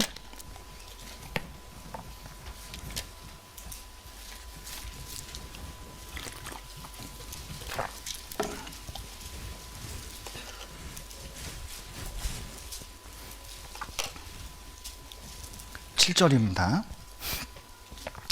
에베소 교회에게 이렇게 말씀하십니다. 7절. 귀 있는 자는 성령이 교회들에게 하시는 말씀을 들을지어다. 11절. 귀 있는 자는 성령이 교회들에게 하시는 말씀을 들을지어다. 17절. 귀 있는 자는 성령이 교회들에게 하시는 말씀을 어떻게 하라고요? 들을지어다. 계속해서 7교회에게 동일한 말씀을 전해주고 있거든요. 지금도 마찬가지입니다. 하나님께서는 교회를 통해서 우리에게 말씀하셔요. 여러분, 성경 공부하는 가장 좋은 방법은 뭐냐면 설교를 잘 듣는 거예요. 여러분, 하나님은 지금도 성경 읽으면 되지 왜 교회를 만드시고 전도인을, 목사를 세워서 왜 설교를 하게 할까요? 왜냐하면 하나님께서는 사람을 통해서 우리에게 하시고 싶은 말씀이 있어요. 그 말씀을 전해주고 깨닫게 해줄 말씀이 있습니다. 그러니까 하나님은 지금도 우리에게 말씀하고 계신 게 틀림없거든요. 그런데 이제 설교자는, 우리는 하나님 말씀을 어떻게 해서든 올바로 깨달아서 올바로 전하려고 합니다. 가장 중요한 것은 성경에 보면 전하는 것도 중요하지만 뭐도 중요해요? 듣는 게 얼마나 중요합니까? 특히 요한계시록 1장을 한번 보셔요. 요한계시록 1장 3절. 이 예언의 말씀을 읽는 자와 듣는 자들과 그 가운데 기록한 것을 어떻게 하는 자? 지키는 자들이 복이 있나니 때가 가까움이라. 저는 이 말씀에서 약간 섭섭했어요. 왜 설교하는 자는 없을까? 이런 생각이 좀 들었습니다. 그래서 설교하면서 읽고 듣겠지 이런 생각은 드는데, 사실 설교자로서 이렇게 설교를 합니다. 근데 너무 많은 설교를 하다 보면 대부분 다 기억나는 건 아니거든요. 근데 어떤 교회 갔는데 목사님 그때 설교 듣고 이렇게 감동받아서 그 내용을 이렇게 얘기하면 제가 당황할 때가 있어요. 그런데 그 형제님 말씀하시는 거나 이런 거 들어보면 참 감사한 것은 그 말씀은 그분 거예요. 그분 거예요. 왜냐면 진짜 삶 속에 역사하고 있기 때문에 하나님이 그 말씀을 통해서 자기 걸로 만들었기 때문에 그렇습니다. 특별히 설교는 단순한 설교자의 생각이 아닙니다. 만약에 제 생각이나 제 의견을 여러분에게 전달하는, 사람의 생각을 전하는 거라면 저는 아는 거 많지 않아요. 근데 설교자로서 설교하는 이유는 하나님 말씀을 그대로 전하려고 하는 것 뿐입니다. 어떻게 해서는 그 의미를 살려가지고 해석을 해주고, 그리고 설명을 해주고, 예화를 들어주고, 뜻을 깨닫게 해주고, 심지어 적용을 어떻게 하는 것까지 가르쳐주는 게 설교자의 임무거든요. 그러기 위해서는요, 얼마나 많은 것을 연구하는지 몰라요. 그러니까 학교에서 제일 중요한 것은, 공부하는 데 중요한 것은 수업이잖아요. 여러분, 성경 연구할 때, 우리가 하나님 말씀 배울 때 가장 중요한 것은 설교 때 설교 말씀을 잘 듣는 게 이게 되게 중요한 거예요. 특별히 우리 교회 목사님들은 이 설교할 때 자기의 온갖 것을 다 동원합니다. 시간도 얼마나 드리는지, 책을 얼마나 많이 사는지, 그리고 거기다가 자기 온 마음을 담는지 몰라요. 그러면 그것을 통해서 어떻게 하려고 그러냐면, 자 보십시오. 어떤 분은 강해 설교를 합니다. 강해 설교가 뭐냐면, 자꾸 스피커가 나를 물러가게 만드네. 네. 강해 설교가 뭐냐면, 이렇게 성경을 쭉 내용별로 계속 배우는 거예요. 로마서면 로마서, 에베소서는 에베소서, 이렇게 쭉 배우는 게 강해 설교입니다. 주제 설교가 있습니다. 뭐냐면 어떤 주제를 가지고 깊이 있게 다루는 이제 설교입니다. 그리고 이제 구약에 있는 어떤 사건을 가지고 설교하는 경우도 있고, 인물을 가지고 설교하는 경우도 있고, 교리를 가지고 설교하는 경우도 있고, 아주 다양한 연구를 해요. 그러다 보면, 자 보십시오. 이 교회에서 나오는 설교들을 한 1년 듣잖아요. 구원받고. 저는 미션 스쿨을 나왔거든요. 신인일 고등학교라고 미션 스쿨을 나왔습니다. 목사 설교를 매주 한 번씩 듣게 돼 있었습니다. 의무적으로. 채플 시간이 있었습니다. 3년 동안 들었는데 남는 게 없었어요. 물론 구원을 안 받았기 때문이기도 하지만, 진짜 성경 내용을 그렇게 진짜 그냥 이렇게 산만하게 가르칠 수가 없어요. 근데 구원을 받고 교회에 와서 우리 교회의 특징이 뭡니까? 설교의 특징이? 아직도 눈치를 못 채셨군요. 길다. 긴데 엄청 길다. 이게 우리 교회의 특징이에요. 요즘 1시간만 해도 길다고 하거든요. 근데 1시간 반, 2시간을 설교한다는 것은 다른 교회에서는 생각도 못 해요. 그런데 긴 이유가 뭡니까? 그래야 성경에 있는 구절을 일일이 들어가면서 하나님이 어떻게 말씀하시는지 말씀을 전할 수가 있어요. 그런데 짧잖아요? 짧으면 어떻게 하냐? 성경 인용을 덜 하게 됩니다. 그리고 자기 주장을, 자기 느낌을 얘기하게 돼 있어요. 그런데 이 설교를 꾸준히 듣잖아요. 그 자체가 연구이기 때문에 나중에는 전반적으로 조직신학이라 하죠. 교리에 관한 내용들이 얼추 이해가 돼요. 그리고 성경에 있는 전반적인 게 대부분 이해가 됩니다. 그래서 웬만한 교회 몇 년 다닌 것보다 1년 다닌 게 훨씬 나은 게, 제가 체험을 했습니다. 구원받고 1년 다녀보니까 같이 성경을 읽으면서 전반적인 이해가 되는데, 때때로 극동방송에서 방송이 나오는 경우, 설교가 나오는 경우가 있거든요. 내가 더 많이 하는 것 같은데, 그럴 때가 있었거든요.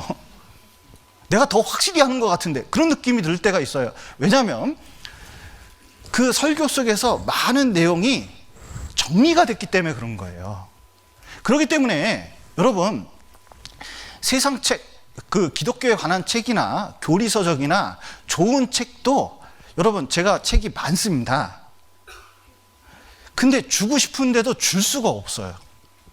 왜냐하면 좋은 책이라고 샀는데 그 속에 위험한 독소 조항이 있는 게 한두 개가 아니에요. 순수하지가 않아요. 그리고 많이 연구되지 않고 사견도 많고 신앙생활인데 위험한 내용도 생각보다 많이 있습니다. 그러니까 책을 사놓고는 누구 줄 수 없는 경우도 많아요. 그런데 우리 교회에서 설교를 듣잖아요. 어떤 분은 잘 이해되게 말하는 분도 있고, 때로는 약간 이제 전날 너무 시간이 압박을 받아서 준비를 제대로 못하는 경우도 종종 있습니다. 그러나 중요한 것은 순수하다는 거예요. 그런 식으로 듣게 되면 나중에는 원만한 이해에 이를 수 있게 됩니다. 그러니까 설교를 잘 들어야 돼요. 그래서 설교를 들을 때 가장 중요한 것은 뭐예요?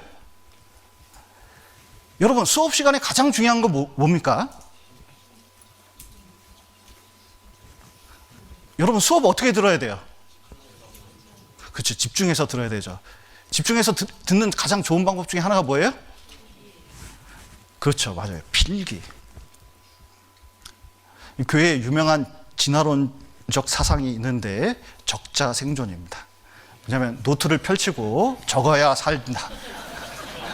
그리고 점점 신앙이 진화된다. 뭐 이런 이제 이상한 소문이 있는데, 그 연초가 되잖아요. 진짜 부탁하고 싶은 것 중에 하나가 자기 노트를 사야 됩니다. 저는 늘 그 무지 노트 이렇게 있거든요. 3만 원짜리 그 비싼 노트 있습니다. 얇은데 3만 원. 그런데 늘 고민이 돼요. 이걸 살까 말까. 그런데 우리 교회에서 나오는 다이어리가 있잖아요. 6,000원밖에 되지 않아도 1년 내에 그거 다 채우기가 쉽지가 않습니다. 그런데 설교를 그 노트에다가 잘 정리하잖아요. 여러분, 한 재산입니다. 보관할 수가 있어요. 그렇기 때문에 이 설교할 때 그 내용을 잘 알아듣고 거기다가 적어서 자기 생각이나 말씀에 대해서 키포인트를 적어 놓는 것은 굉장히 중요한 작업 중에 하나예요. 그리고 적은 다음에 설교를 잘 듣는 방법, 공부하는 방법은 잘 적고 난 다음에 어떻게 해야 돼요? 이게 중요합니다. 덮으면 끝나요. 덮으면 안 봐. 우리 김명은 목사님께서는 자꾸 이름을 거론하는데 그 수요 집회를 옛날에 이제 그 성도 때 들으셨거든요. 그러니까 이제 전도인 되기 전에 들으셨는데 반드시 집에 가서 1시간 이상을 그 설교 내용을 본인이 정리했습니다. 본인 걸로 만드는 작업을 했어요. 그러니까 설교를 들으면 반드시 적어서, 자, 우리 교회는 참 약간 아쉬운 게 있어요. 뭐냐면 예습은 불가능해요. 왜냐하면 주일 되기 전까지 무슨 설교를 할지 모른다는 게 단점이에요. 예습을 하고 싶어도 할 수가 없습니다. 근데 복습은 가능해요.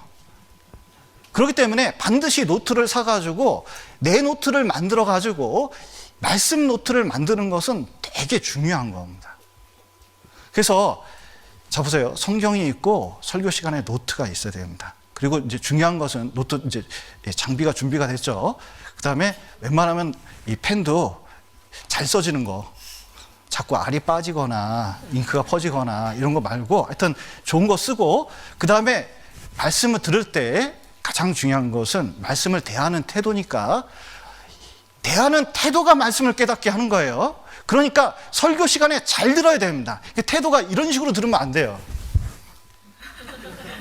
어떤 분은 참 이렇게 말씀 들을 때, 여러분, 저는 항상 설교할 때 내 뒤에 하나님이 계시다고 생각하고, 그리고 성도들과 그 중간에서 그 말씀을 전한다고 늘 생각을 하고 인식을 하고 설교를 하려고 그래요.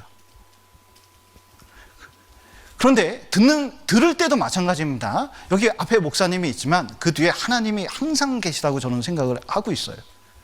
그 앞에서 내 마음이 어떤지 항상 보려고 하거든요.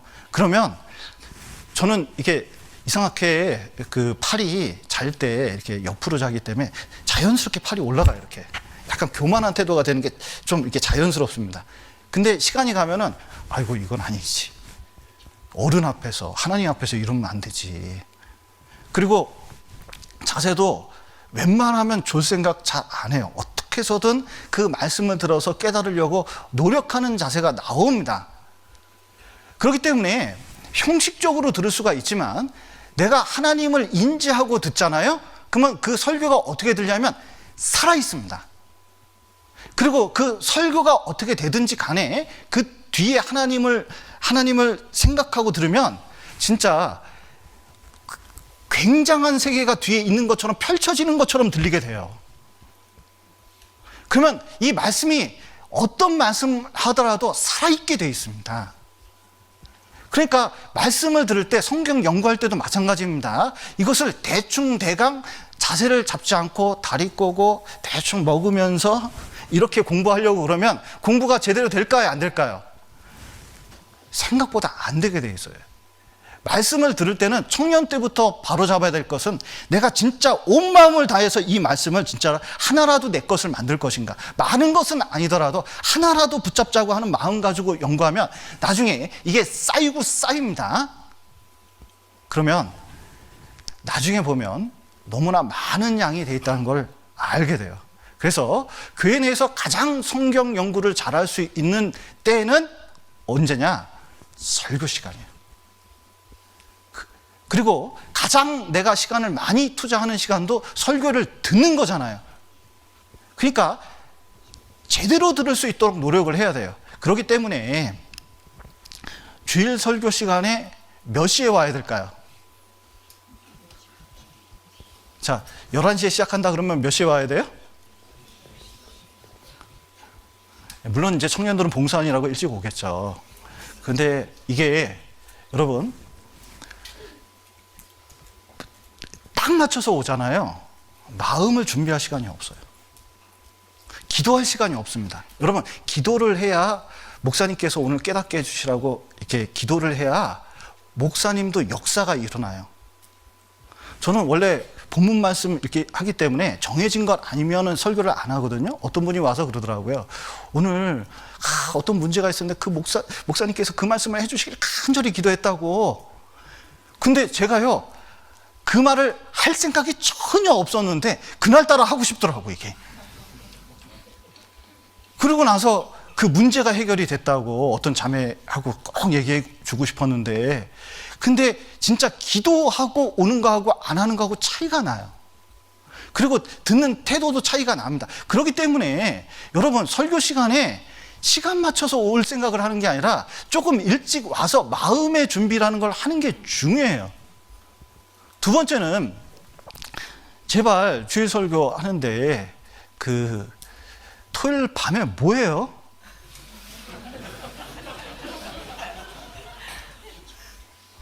청년회 끝난 다음에 혹시 손흥민하고 교제하나? 이 형제들이 이상하게 옛날보다 힘의 가리가 없는, 이 전문 용어인데, 그 힘이 없는 경우가 있어요. 그래서 이게 보세요. 몸이 피곤하잖아요? 그럼 자세가 약간 이렇게 돼요. 이렇게 듣는데 이게 새벽에 뭘 했어, 이게 보니까. 그러니까요, 말씀이 안 들려요. 뭐 이런 수련회 하잖아요? 수련회 하면 제일 싫은 게 뭐냐면 아침 9시 말씀. 그러면 어떠면 10분 딱 되잖아요. 바로 3분의 1 정도가 수면 모드로 들어갑니다. 그리고 끝날 때쯤 되면은 다들 부시시해요. 이게 왜 그러냐면 밤새도록 뭘 했기 때문에 그런 거예요. 그런데 하나님 말씀 앞에 우리가 나아갈 때 그게 올바른 자세인지는 생각을 해봐야 돼요. 만약에 말씀에 대해서 그런 식으로 생각을 하잖아요. 성경 읽을 때도 마찬가지입니다. 연구할 때도 마찬가지예요. 들으면서도 마찬가지예요. 그러니까 신앙생활이 늘 비슷해요. 안 나가요. 여러분, 말씀을 쉽게 대하지 마십시오. 진짜 이것은 연구해야 되고 말씀에 박혀야 되기 때문에 어떻게 해서든 내 걸로 만들려는 마음을 가지고 접근하잖아요. 그러면 그때부터 진지하게 됩니다. 그러니까 제발 토요일 날 몇 시에 잘래요? 마음의 준비를 해야 돼요. 전날부터 해야 돼요. 결단을 해야 됩니다. 끊어버려야 됩니다. 그래서 어떻게 해서든 이 말씀 앞에서 나오는 것을 딱 가지고 있으면 여러분, 말씀이 살아있잖아요. 청년에 삽니다.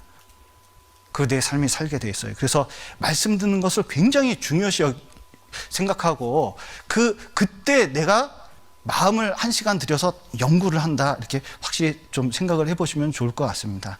그리고 여기 이제 연구를 할 때 몇 가지 이제 설교 듣고 중요한 것이 책이 있잖아요. 여기 보시면 여호와의 행사가 크시니 이를 즐거워하는 자가 다 연구하는도다, 이렇게 말씀하셨는데, 먼저는 성경 연구할 때 너무 방대하다는 걸 좀 알 필요가 있습니다. 제가 이제 전도인 된 다음에 목사님들이 조직 신학을 해야 된다고 그러더라고요. 아니, 성경도 이렇게 두꺼운데 조직 신학 책을 봤더니 성경만큼 두꺼워요? 너무 깜짝 놀랐습니다. 어떤 조직 교리책은 이게 성경의 4배나 됐어요. 근데 읽어봤습니다. 맨 처음에 계시, 조명, 영감 뭐 이런 거 이제 단어가 나오는데, 계시도 단어가 너무 어렵고 영감도 어렵고, 그리고 그 의미를 파악하는데 너무 시간이 많이 걸리는 거예요. 그리고 공부하는데 이게 너무 이게 참 전도인으로서 이거를 꼭 이렇게까지 해야 될까? 여러분, 칭의라는 단어가 쉽습니까? 영혼 구원이 쉽습니까? 영혼 구원이 쉽잖아요. 굳이 왜 칭의를 쓸까? 뭐 등등 해서 여러 고민이 있었는데, 어쨌든 성경 말씀도 그렇고 이 우리가 이제 전도할 때 필요한 것들을 이제 교리나 여기 이제 특별히 이 시대에 변증이 중요하거든요. 여기 이제 우리 교회 대표적인 교과서 같은 책 몇 권이 있는데 그 중에 청년 때는 반드시 이 두 권을 한번 봤으면 좋겠어요. 예. 이제 제 자신이 너무 어려워했던 책들이고 그리고 한 단어 한 단어 익히는데 오랜 시간이 좀 걸렸습니다. 그런데 이제 구원받고 저는 쉬운 거 좋아하기 때문에 그 성경을 연구할 때도 그렇고 뭐든지 좀 알기 쉽고 분명한 걸 되게 좋아하는 스타일이거든요. 답이 있는 걸 보지 너무 헷갈리는 건 좀 보기 싫어했어요. 그런데 가만 생각해 보니까 고등학생도 미적분을 배우더라고요. 여러분 좀 미적분 좀 배우셨습니까? 제가 어느 날 중학생 책도 보고 고등학생 책도 보고 초등학생 책도 좀 봤거든요. 초등학생이 왜 이렇게 어려운 걸 배우는 거예요? 내가 못 풀어, 내가. 진짜 깜짝 놀라요. 초등학생 수학 문제를 내가 못 풀었어요. 나는 이게 기적이라고 생각해. 중학생 책을 한번 봤는데 중학생 책도 잘 못 풀겠어요. 고등학교 책을 봤더니 미적분이 있잖아요. 그리고 여러 가지 어려운 문제들이 많은데 수능 문제 볼 때마다 가끔 깜짝깜짝 놀랄 때가 많이 있습니다. 그런데 그렇게 중고등학교 때 어려운 걸 배우는데 내가 나이가 이 정도 먹고 그리고 수준이 이 정도 되는데 이제 성경에 배울 때 어려운 것도 당장은 다 이해 못하지만 그 수준을 높여서 이해할 수 있습니다. 그래서 교회 내에서 설교를 듣고 그리고 시간이 가면서 이런 것을 조금씩 배워보면 여러분 점점 익숙하게 되면서 너무 방대한 이야기지만 조금씩 알게 됩니다. 특히 전도할 때 이 변증 같은 거, 변증이라 그러는데 이 내용을 좀 알아두면 좋거든요. 그리고 여기 이제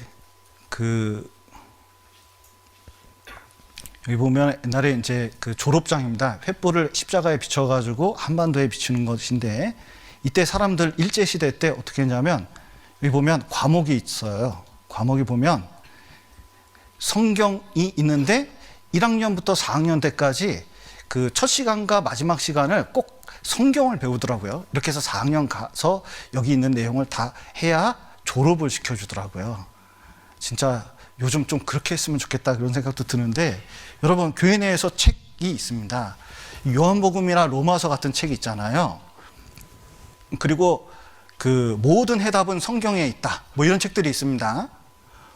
홍 목사님께서 쓰신 구원에 관한 책들이 계시고 여러 이제 교회에서 나온 책들이 있잖아요. 사실 교과서처럼 샀으면 좋겠습니다. 모든 해답은 성경에 있다 같은 경우에는 10여 년 이상 수요 말씀 때 질의응답을 받은 것을 총정리해 놓은 거잖아요. 여러분 말씀은 두 가지로 좀 이루어졌다고 생각을 합니다. 사람이 뼈가 있고 살이 있거든요. 근데 생활 말씀은 살과 같아요. 근데 뼈와 같이 근본적인 것들이 있습니다. 이게 기준이 있어야 나중에 안 흔들려요. 그런데 대부분 책들이 어렵기 때문에 우리 안에서 소화되고 오랜 시간 동안 정리된 것들이 있거든요. 그런 것들을 사가지고 연구하는 것은 되게 중요해요. 그래서 로마서, 요한복음, 모든 해답은 성경에 있다. 대답할 것을 예비하되 뭐 이런 책들 있잖아요. 그런 책들부터 좀 읽어서 좀 해보셔요. 그래서 익숙하게 만드는 게 굉장히 필요합니다. 그래서 내 나이 40이 되기 전에 이 책을 완전히 마스터할 거라는 마음을 가지고 한번 해보면 여러분 나중에 보면 전도하는데 많이 도움이 돼요. 그리고 성경 연구할 때 좀 이제 잠깐 성경 연구가 좀 어려운 것은 이런 것 때문에 그렇습니다. 여기 보시면 옛날 초등학교 책이거든요. 우리 때 이거 배웠어요. 첫 페이지가 이겁니다. 철수야 놀자, 영희야 놀자, 바두가 놀자 이거거든요. 그러면 이제 성경 연구할 때 대부분 이제 여기 이런 문장이 이렇게 있는데 자 여기 있습니다. 그러면은 성경 연구라는 게 왜 어렵냐면 철수야 놀자, 영희야 놀자, 바두가 놀자 이러면은 여러분 좀 어려울 거 있습니까 없습니까? 없잖아요. 이제부터 어렵게 해볼게요. 철수는 누굴까? 왜 놀려고 그러지? 왜 놀자고 했을까? 영희야 놀자. 영희는 또 왜? 왜 남녀가 놀아야 되지? 그리고 영희야 놀자 했는데 바둑아 놀자 그랬는데 바둑이는 왜 개까지 뛰어서 같이 놀 수 있을까? 그리고 놀아서 어떤 이득이 있을까? 등등 결론을 내릴 수가 있잖아요. 그러니까 여러 가지 연구할 게 있습니다. 그러면 이게 설교자가 어려운 게 그거예요. 태초에 하나님이 천지를 창조하시라. 받아들이면 끝나는 거잖아요.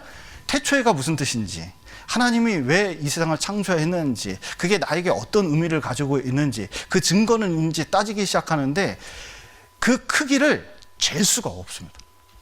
그런데 그것은 하루하루 채워가는 거예요. 그러니까 연구는 단실 내에 끝나는 것은 절대로 아닙니다. 그래서 성경 연구할 때 어떤 구절을 대하더라도 육하 원칙, 누가 언제 어디서 무엇을 어떻게 왜 했는지 이 어떤 말씀이 마음에 박혀오면 그걸 가지고 묵상을 하는 태도가 굉장히 필요해요. 아주 기본적인 겁니다. 그래서 여기 보셔요. 여기 시인 하나가 있는데 시 제목이 철수와 영희예요. 근데 이런 이제 시를 썼는데 제목을 보면 철수와 영희는 과연 놀 수 있을까? 네, 저희 때 이제 시인인데, 그러니까 그 문장 가지고 얼마나 고민했으면 저렇게까지 하겠습니까? 근데 사실은 이것은 의미 없는 문장이니까 얻을 수 있는 교훈이 많지가 않아요. 그런데 성경은 다릅니다. 왜냐하면 성경은 한 단어만 이끌더라도 이게 그물코어 같아서, 그물코어 아시나요? 그 해변가에 가면 이렇게 뭐가 선이 하나 딱 나왔어요. 그래서 아이고 왜 지저분한 걸 여기다 놨지 하고 딱 당기니까 뭐냐면 그물이에요, 그물. 그러면 그물코 하나 딱 당기면 어떻게 돼요? 그물 전체를 끌어내야 되는데 이게 안 당겨져요. 아까 말씀드린 것처럼 용서라는 주제를 가지고 이제 내용을 묵상을 하려고 그럽니다. 근데 막상 용서를 해야 된다는 건 아는데 이 용서가 나에게 어떤 의미가 있고 어떻게 용서할 것인지, 그리고 생활에 어떻게 적용할 것인지 이해를 하려고 딱 보니까 성경에 있는 용서 그리고 십자가 가는 내용을 가지고 딱 땡겨서 내 거를 딱 만들려고 그러면 성경 전체가 끌려 나와요. 그러니까 맨 처음에는 되게 간단해 보일 것 같은데 딱 땡기고 연구하려고 들면 얼마나 많은 노력이 들어가는지 몰라요. 그 규모도 엄청납니다. 너무 광대해서 손대기가 어려울 정도예요. 그러나 하루하루 그 관련된 내용을 모집해 가면서 연구하잖아요. 이제 시간이 지나잖아요. 그 교회 내에서 또 설교하시는 게 있고, 시간이 지나면 진짜 그것이 자기 삶 속에 점점 쌓여가요. 그래서 여기 성경 연구할 때 무디가 한 방법이 괜찮습니다. 여기 이제 보시면, 자, 진짜 이게 1급 비밀인데 이걸 안 보여주려고 했는데 제가 보여드립니다. 제 폴더예요. 근데 이제 이 노트북에 있는 폴더인데 이제 무디가 어떤 예화를 봤더니 무디가 젊었을 때 성경 공부하는 교사를 했잖아요. 교사 안 시켜준다 그러는데, 너는 초등학교도 안 나와서 교사 안 시켜준다 그러는데, 이 무디가 이거 하려고 봉투를 만들었습니다. 노란색 봉투 만들어가지고 거기다가 신문 조각 같은 거나 무슨 성경 구절 나오면 똑같은 주제는, 예를 들어서 용서라는 봉투를 만들어서 거기다 다 넣었어요. 그럼 거기 예화도 있고 관련된 말씀이 있습니다. 이제 봉투 탈탈탈 털어가지고 그거 쭉 연결하면 용서에 관한 주제가 많이 생겼어요. 그리고 나중에 무디의 글을 읽어보면 힘이 있습니다. 삶 속에서 깨달은 게 있기 때문에. 우리도 마찬가지입니다. 저는 여기 보면 설교자이기 때문에 구약과 신약을 설교를 늘 해야 됩니다. 그리고 성경 본문을 늘 설교를 해야 되기 때문에 이것은 제 생활이에요. 그렇기 때문에 폴더를 2개를 만들어 놓고, 그리고 전도를 해야 되니까 전도 집회와 그리고 그 질문을 하면 대답을 해야 될 거 아니에요. 그래서 그걸 연구합니다.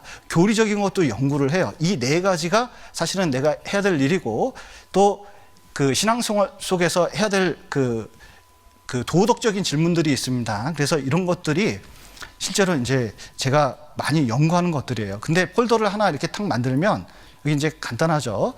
성경 공부, 전도 집회, 이 성경 공부 안에 이게 들어가 있는 겁니다.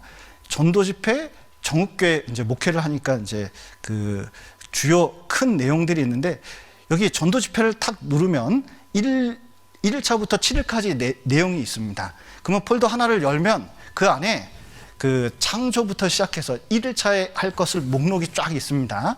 그러면 한 폴더에 또 들어가면 창조에 식물 창조부터 동물 창조 그리고 여러 가지 내용들이 들어있습니다. 그 폴더 안에 또 있어요. 제가 이 폴더를 만들 때 너무 폴더가 많아가지고 맨 처음에 시작할 때는 과연 이걸 채울 수 있을까? 이 빈 폴더를. 근데 시간이 20여 년 지났습니다. 너무 많아서 이제는 감당이 안 돼요. 다 못 봅니다. 천천히 했는데 나중에 보니까 많이 쌓여요. 성경도 마찬가지입니다. 여기 아까 구약 성경 공부, 신약 성경 공부 있잖아요. 그러면 그 밑에 숫자를 써놓습니다. 성경 순서대로. 그러면은 그 마태복음 같은 경우는 1장부터 28장까지 있고 에베소서는 1장부터 6장까지 있습니다. 그 폴더를 다 만들어 놨어요. 그러니까 폴더가 얼마나 많겠습니까?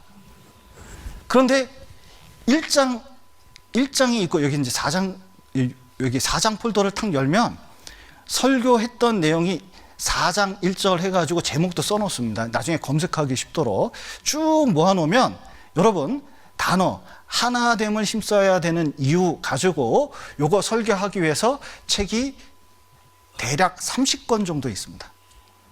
그러니까 제목 하나하나마다 책들이 얼마나 많은지 몰라요. 그래서 그리고 그것을 책뿐만 아니라 말씀을 많이 넣어가지고 최대한 이 안에서 묵상할 수 있도록 집중적으로 연구할 수 있도록 해놓습니다. 그러면은 처음에는 이 많은 양이 자기 혼자 되지 않거든요. 그런데 시간이 가면 이게 정말 성경에 있는 내용이 확실히 드러나게 만들어요. 그래서 가능하면 말씀에 있는 내용들을 하나하나 주제, 이게 되게 많은 것 같고 그리고 언제 저거 다 하냐 그럴 것 같지만 시간이 지나 보십시오. 놀라울 정도로 전문가가 되어 있습니다. 그리고 보통은 이제 전도인들이 성경 공부하는 방법, 제가 성경 공부하는 방법은 스펄전과 비슷한데 여기 스펄전의 그 성경 그 강해가 있습니다. 그런데 이제 거기 내용을 보면 이 사람이 어떻게 공부를 했는지 알 수가 있어요. 스펄전이 대단한 설교잖아요. 그런데 여기 개요 강해 주의 힌트 뭐 이렇게 있는데요. 그래서 1절 있으면은 1절에 시편 1장 1절에 1절 써놓고 옆에다가 써놓은 거예요. 의인과 악인의 차이. 시편 1장 1절을 한번 보실까요? 네, 연습을 조금 해보겠습니다.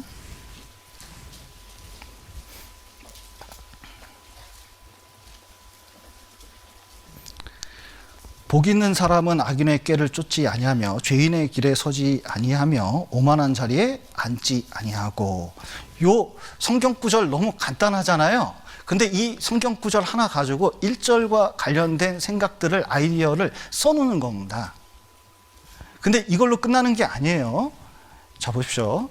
여기 이제 1장을 가지고 개요를 써놨습니다. 그러니까 1절부터 3절까지 4절부터 6절까지의 내용을 그 내용이 무엇인지 본인이 써놓은 거예요.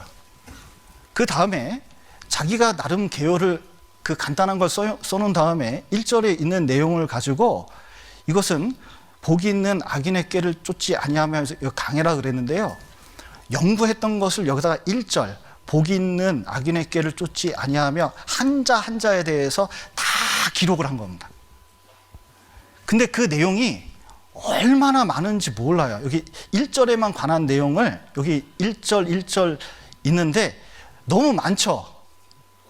그 스펄전의 시편 강해는 이 정도 됩니다. 그 내용이 되게 많아요. 그런데 한 구절을 연구하게 해서 한 편을 6절을 연구하게 해서 얼마나 많은 애를 썼는지 알게 됩니다. 이걸 하루에 될까요? 하루에 절대 안 될까요?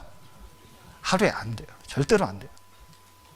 그리고 이 사람이 연구한 내용을 내가 읽는다 그래도 이 사람은 깊이가 있고 연구한 시간이 있기 때문에 다 이 사람 자체는 깨달을 수 있지만 나는 읽는다고 바로 깨닫는 것도 아니에요. 그래서 이것은 성경 연구에는 반드시 시간을 들여야 되고 시간이 걸린다는 걸 염두에 둘 필요가 있습니다. 그래서 그 공부를 할 때 먼저는 폴더를 만들어 놓고 지금 시작이지만 내가 10년, 20년 뒤에 이것을 다 채워버리라 하고 한번 해보시면 놀랍게도 아까 처음에 말씀드렸죠. 그물코처럼 하나 딱 당기면 뭐가 당겨져요? 성경 전체가 당겨지잖아요. 여러분, 교회에서 나오는 요한복음이나 로마서 한번 읽어보셔요. 그 교회에서 나오는 어떤 책이라 구원에 관한 책이라도 읽어보십시오. 그러면 탁 당기면 성경에 있는 많은 구절이 나온다는 걸 알게 될 거예요. 그리고 거기에 얼마나 심오한 내용들이 많은 건지 깨닫게 될 거예요. 여러분, 성경 강연에 1일차부터 6일차까지 있습니다. 그러면 우리가 성경 연구하는 것 중에 가장 중요한 것 중에 하나가 성경 강연회잖아요. 제일 많이 듣는 것 중에 하나입니다. 그런데 그것도 폴더를 정리해가지고 누구한테 전도할 때 쓸 수 있는 것들을 다 정리해 놓잖아요. 여러분, 그 안에 있는 내용이 얼마나 많은지 몰라요. 그래서 실제로 내가 아는 것은, 성경 강연에 들은 것은 생각보다 많은 내용인데도 불구하고 정리가 안 됐기 때문에 너무 조금 알고 오해해서 아는 경우도 너무 많아요. 저는 설교하면서 제일 황당할 때가 분명히 내 주제는 용서였는데 오늘 너무 목사님 감사했어요. 오늘 주제가 은혜였죠. 뭐 이런 식으로 얘기하면 참 힘들 때가 많습니다. 그리고 목사님 뭐 할머니 흉내가 너무 재밌었어요. 막 이러면 이제 전하려고 한 건 그게 아니었거든요. 그래서 여기 보시면 제가 이제 전도 집회 이제 교육할 때 잠깐 쓰는데 여기 보시면 질문을 이렇게 합니다. 그러니까 이제 상담인들이나 누가 있을 때는 프린트물 나눠줘요. 공부 좀 하라고. 대답해서 다음 주까지 해오는 겁니다. 결코 쉬운 말로 물어보지 않습니다. 저는 대답이 하나님, 예수님으로 끝나는 질문은 교회, 학교에서도 절대로 안 해요. 그건 질문이 아니라고 생각하기 때문에. 자기가 생각하고 자기 마음속에 있는 걸 끌어내야 되기 때문에 이건 진지한 거니까 연구를 해야 됩니다. 그리고 여러분, 우리 안에 그 영생으로 가는 길, 하나님께로 가는 길, 영광으로 가는 길이 있잖아요. 그러면 색을 연구해야 됩니다. 저는 안타까운 게 하나님께로 가는 길, 그리고 영생으로 가는 길, 영광으로 가는 길을 오래된 책이기 때문에 구닥다리로 생각하는 그 사상에 대해서는 결단코 배격하고 싶습니다. 거기에 얼마나 중요한 내용들이 많이 있는지 몰라요. 핵심적인 내용이 얼마나 많이 있는지 몰라요. 그리고 그 뒤에 있는 창조에 관한 부록은 감당하기 힘들 정도로 양이 방대하다는 게 얼마나 대단한지 몰라요. 한 장 한 장 연구해야 될 것들이거든요. 그런데 대부분 그 책이 있는데도 불구하고 성경과 같이 열정이 없기 때문에 읽어보지는 않습니다. 그래서 여기 책이 있는데 이 책을 가지고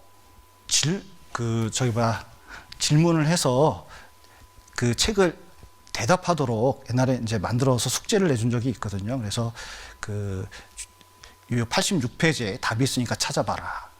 여기 이제 체크를 어느 부분까지 읽어가지고 정리해서 얘기해라. 이렇게 이제 해놨는데 여러분, 책을 읽을 때 이런 것이 필요합니다. 이 내용이 있지만 이게 무엇을 의미하는지, 어떤 의미가 있는지 찾아보면서 내 걸로 만들어가는 것이 성경 연구예요.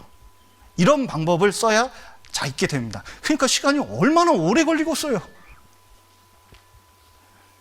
그러나 너무 걱정하지 마셔요. 우리 목사님 너무 부담 준다. 그럼 언제 다 하라는 거냐, 이렇게 생각할 수도 있는데 재밌는 것은 천천히 하면 돼요.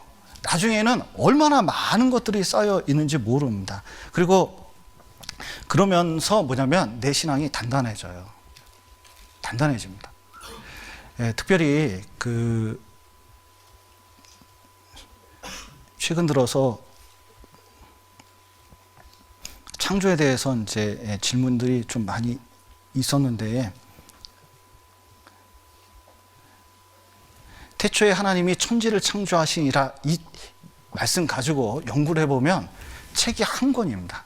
시간이 없어서 그 뒤에 있는 것들을 다 설명하기가 쉽지는 않지만 어쨌든 내용들은 상당히 많이 있어요. 근데 이걸 차곡차곡 쌓아두면 여러분 전도할 때 반드시 도움이 됩니다. 두 번째로는 그 성경 연구할 때 교회 내에서 연구하는 게 좋기 때문에 개인적 연구는 한계가 있는 경우가 많아요. 그리고 모르는 거 있으면 제발 물어봐 주세요. 묻지 않으면 엇나가는 경우가 있습니다. 그 어떤 형제라고 했던 친구가 이게 형제였죠. 청년 때에 하나님은 이기적이다. 자기가 생각이 났나 봐요. 너무 막 깨달아진다고 막 이렇게 얘기하고 다녔거든요. 근데 하나님은 이기적입니까? 하나님은 사랑이시라 그랬는데 완전히 반대되는 얘기를 하고 있잖아요. 그러니까 이제 본인 나름대로 논리를 피는데 그게 잘못된 말인 경우가 많아요.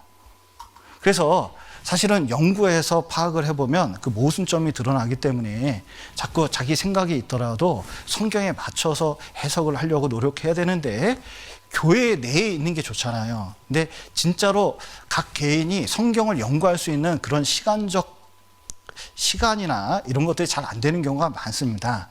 그런데 정말 깊이 있게 연구할 수 있는 방법은 교사가 되는 거예요. 예, 교회 내에도 그 3D 직분이 있잖아요. 예, 그 중에 직분이 교사인데 여러분 교사는 정말 좋은 직분입니다. 왜냐하면 말씀으로 자기 기초를 삼을 수 있고 진짜 주님 앞에 헌신할 수 있는 큰 직분입니다. 그리고 안 보이는 데서 일하잖아요. 나중에 상을 많이 탈 수가 있습니다. 그런데 형제로서 공과 교사로서 한 주가 되면 그 공과가 뜹니다. 한 주 할 게 있죠.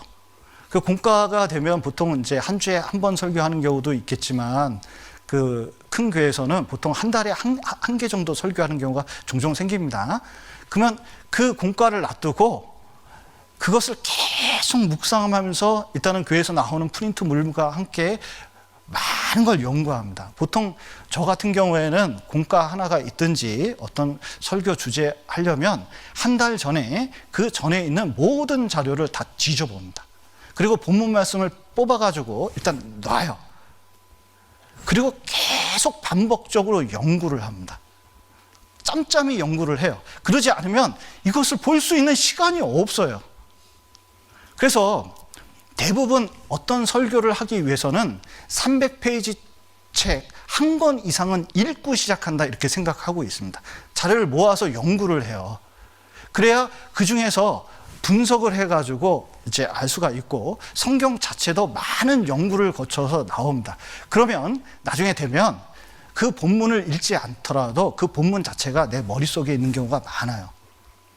그래서 가능하면 교사로서 연구를 하잖아요. 그러면 자연스럽게 성경 연구 방법이 무엇인지 제대로 깨달을 수 있게 되어 있습니다. 그래서 제발 부탁이니까 교사가 아니더라도 교회에서 나오는 참빗이나 머릿돌 같은 거 있잖아요. 그 주제를 가지고 한번 본인도 따라서 한번 해보셔요. 그러면 틀림없이 연구가 될 겁니다. 그리고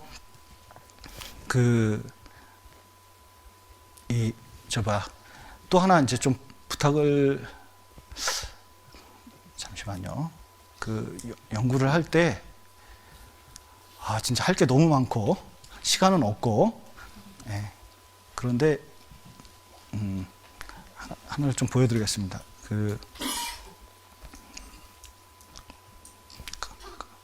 여기 이제 여호수아를 예를 들어보죠. 여기 여리고성을 무너뜨리는 방법 가지고 제가 이제 설교를 하려고 연구를 할 때 어떻게 하는지 좀 보겠습니다. 그러면 죄송합니다. 여기 이제 여리고성이 이렇게 있으면 여기 이제 세 가지를 좀 보여주려고 구약, 신약, 교리 연구가 세 가지가 있는데 어떻게 했는지를 좀 보여주려고 했습니다. 그런데 여기 보시면 여리고성 가지고 말씀을 써놓고 이렇게 쪼갭니다. 말씀을 쪼개요.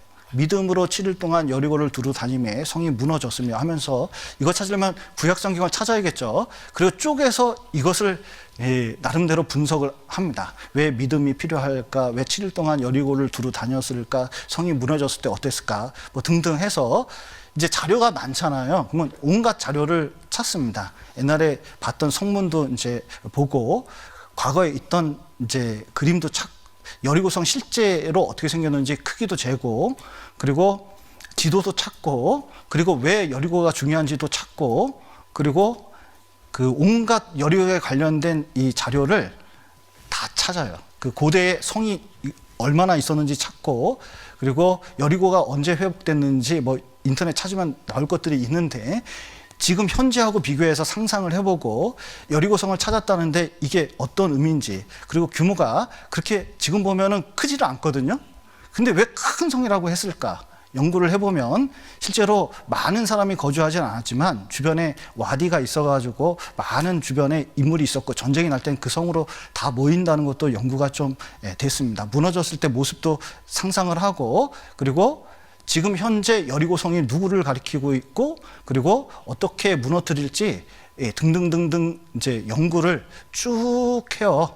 그리고 만들어서 이제 내가 실제로 신앙생활 할 때 큰 주제가 있잖아요. 적용할 수 있는 큰 주제를 가지고 말씀을 이제 새깁니다. 그래서 그러면 여리고성에 관련된 그 주제가 해석이 되는 거예요. 그러니까 그 연구할 때 구약 성경 같은 경우는 배경 지식이 너무 있어야 되잖아요. 배경 지식이 없으면 마치 그 주변 배경 없이 사람만 왔다 갔다 하는 것 같이 보입니다. 그러면 이해가 안 가잖아요. 그러니까 이 구약 성경이 어려운 건 뭐예요? 배경 지식과 복음의 관점으로 해석을 해야 되는데 그 해석이 너무 어려워서 그렇습니다. 그러니까 관점이 어려워서 그래요. 그래서 배경 지식도 얻어야 되기 때문에, 근데 그것은 단시일 내에 얻어지는 게 아닙니다. 고고학적인 증거를 얻기 위해서 제가 근 10여 년 이상 고생했습니다. 여리고만 모은 게 20년 걸렸거든요. 그러니까 여러분, 오랜 시간에 걸쳐서 하기 때문에 너무 걱정하지 마셔요. 간단한 것만 자꾸 모아두면서 묵상을 하고 필요한 적용을 딱 배우면 됩니다. 이 교리적인 것도 이렇습니다. 여기 보시면 여기 이제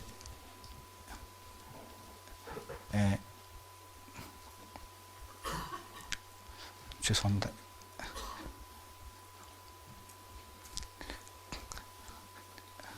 이게 뒤엉켜가지고 너무 죄송합니다. 여기 이제 여기 요한복음을 설교하려고 그가 없이는 가지고 요 말씀 가지고 이제 연구를 해서 설교를 하려고 그랬거든요. 근데 태초에 말씀이 계시니라. 이 말씀이 하나님과 함께 계셨으니 이 말씀은 곧 하나님이시라. 그가 태초에 하나님과 함께 계셨고 만물이 그로 말미암아 지은 바 되었으니 지은 것이 하나도 그가 없이는 된 것이 없느니라. 이렇게 돼 있는데 얼마나 내용이 어렵습니까? 읽자마자 이해되는 사람은 되게 쉽지가 않거든요. 이럴 때 어떻게 성경을 연구해야 될까요? 좀 이해가 되세요? 태초에 말씀이 계시니라. 이 말씀이 하나님과 함께 계셨으니 이 말씀은 곧 하나님이시라. 좀 이 말씀이 좀 와닿습니까? 좀 애매합니까? 좀 애매하잖아요. 이럴 때 이 구절을 연구하는 방법은 뭐죠? 어렵지 않습니다. 목사님 찾아가야 돼요. 그래서 물어봐야 돼요. 물어보면 돼요. 그리고 가능하면 유튜브에 우리 목사님들이 말씀하신 것들이 있기 때문에 찾아보면 됩니다. 그러면은 이제 그 삼위일체에 대해서 얘기를 하게 되는데, 삼위일체 같은 경우에는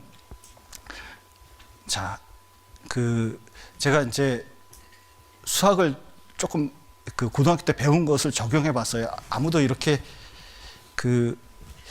쓴 책은 없는데 그냥 제 나름대로 생각을 해본 겁니다. 그런데 무한대 더하기 무한대 더하기 무한대는 뭐죠?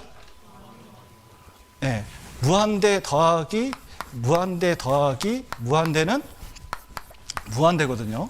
근데 여기 있는 무한대하고 여기 있는 무한대하고 똑같을까요? 이런 질문은 처음이시죠? 네, 고등학교 때 배우긴 하는데 여기 있는 무한대하고 여기 있는 무한대는 똑같을까요? 똑같습니다. 네, 설명은 시간이 없어서 못 드리는데 똑같아요. 그런데 실제로 무한한 세계에서는 다른 인격이 다른 세 분이 계시더라도 한 분일 수 있다는 것을 수학적으로 설명할 수가 있습니다. 그래서 그 내용들이 많이 있고 삼위일체에 대해서 설명할 것들이 많이 있는데 어쨌든 그 내용들을 많이 이제 듣고 이해하려고 그러면 나중에 다는 이해할 수는 없잖아요. 삼위일체에 대해서. 그러나 그래도 마음속에 받아들일 정도는 충분히 된다는 걸 알게 됩니다. 그래서 교리 공부가 쉽지가 않지만 실제로 이제 그 내용들을 분석해서 조금씩 이제 알아가면 나중에 원만한 이해에 이르게 됩니다. 그래서 그리고 가장 보통 하는 것은 여기 이제 그 요한복음 1장 19절부터 28절까지 있는 내용이 이렇게 이제 있는데 이 내용들을 보통 요 본문이거든요. 이거 가지고 내가 누구냐라는 이제 설교를 하게 됐는데 이 주제를 가지고 생각을 하면서 하나씩 이렇게 이제 만들어갈 수가 있습니다. 그래서 자료도 만들고 내용을 알게 되면 점차 많은 것들이 커진다는 걸 좀 알 수가 있습니다. 그래서 성경 공부할 때 쉽지는 않습니다. 그런데 좀 도구로서 몇 가지 좀 말씀을 드리면 먼저는 앱을 까셔야 됩니다. 토부 성경을 앱을 까시는 게 좋습니다. 그래서 저희 교회에서 나온 성경을 앱을 까셔서 깔면 성경도 읽고 일기표도 있고 동영상도 연결되고 등등 있으니까 참조가 많이 됩니다. 그래서 관련해서 이제 보시는 게 좋고 그리고 그 바이블 25가 있습니다. 여기 보면 저는 옛날에 책을 주석부터 시작해서 성경 공부 내용을 많이 샀습니다. 그런데 여기 보니까 공짜로 그 많은 책들이 깔려 있는 걸 보고 너무 놀랐어요. 여기 지식인 들어가면 옛날에 제가 샀던 책들이 많이 있거든요. 그래서 요즘은 진짜 책을 안 사도 되게끔 서비스가 되는 것들이 많이 있기 때문에 꼭 참고하시고 주석은 3개 이상 보라고 보통 합니다. 그래서 주석도 한 3개 이상 보는데 공짜 주석들이 좋은 게 많이 있습니다. 뭐 그 중에 하나 예를 들면 컨스터블 박사가 쓴 이제 이 바이블 스터디 노트가 있는데 간단하고 명백해요. 그래서 참 제가 보기에는 괜찮은 주석 중에 하나입니다. 그래서 교회에서 원어 성경 대전부터 여러 이제 있지만 무료로 볼 수 있는 것은 추천하고 싶다면 이것이 괜찮습니다. 근데 영어로 되어 있는 게 거부감이 들잖아요. 괜찮습니다. 요즘은 구글에서 번역을 너무 잘해줘요. 그래서 여기 구글 번역에 있으면 문서 PDF로 되어 있기 때문에 문서 다운받아서 여기서 넣고 돌리면 한글로 다 바꿔줍니다. 그래서 너무 걱정하지 마시고 봐요. 영어에서 한국어 딱 누르니까 바로 바꿔줬잖아요. 그래서 궁금하면 찾아보면 대답을 어느 정도 효과적으로 얻을 수가 있어요. 그래서 바이블 25와 컨스터블 박사가 쓴 걸 하면 주석이 3개 이상 아주 유명한 주석들을 가질 수 있기 때문에 요즘은 서비스가 많이 됩니다. 그래서 꼭 사용하시면 좋고 그 다음에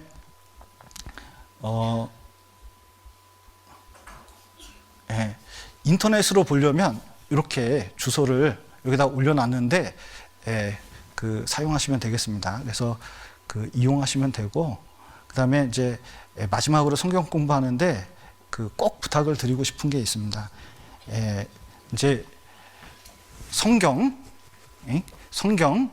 그 다음에 옆에 뭐가 있어야 돼요? 노트.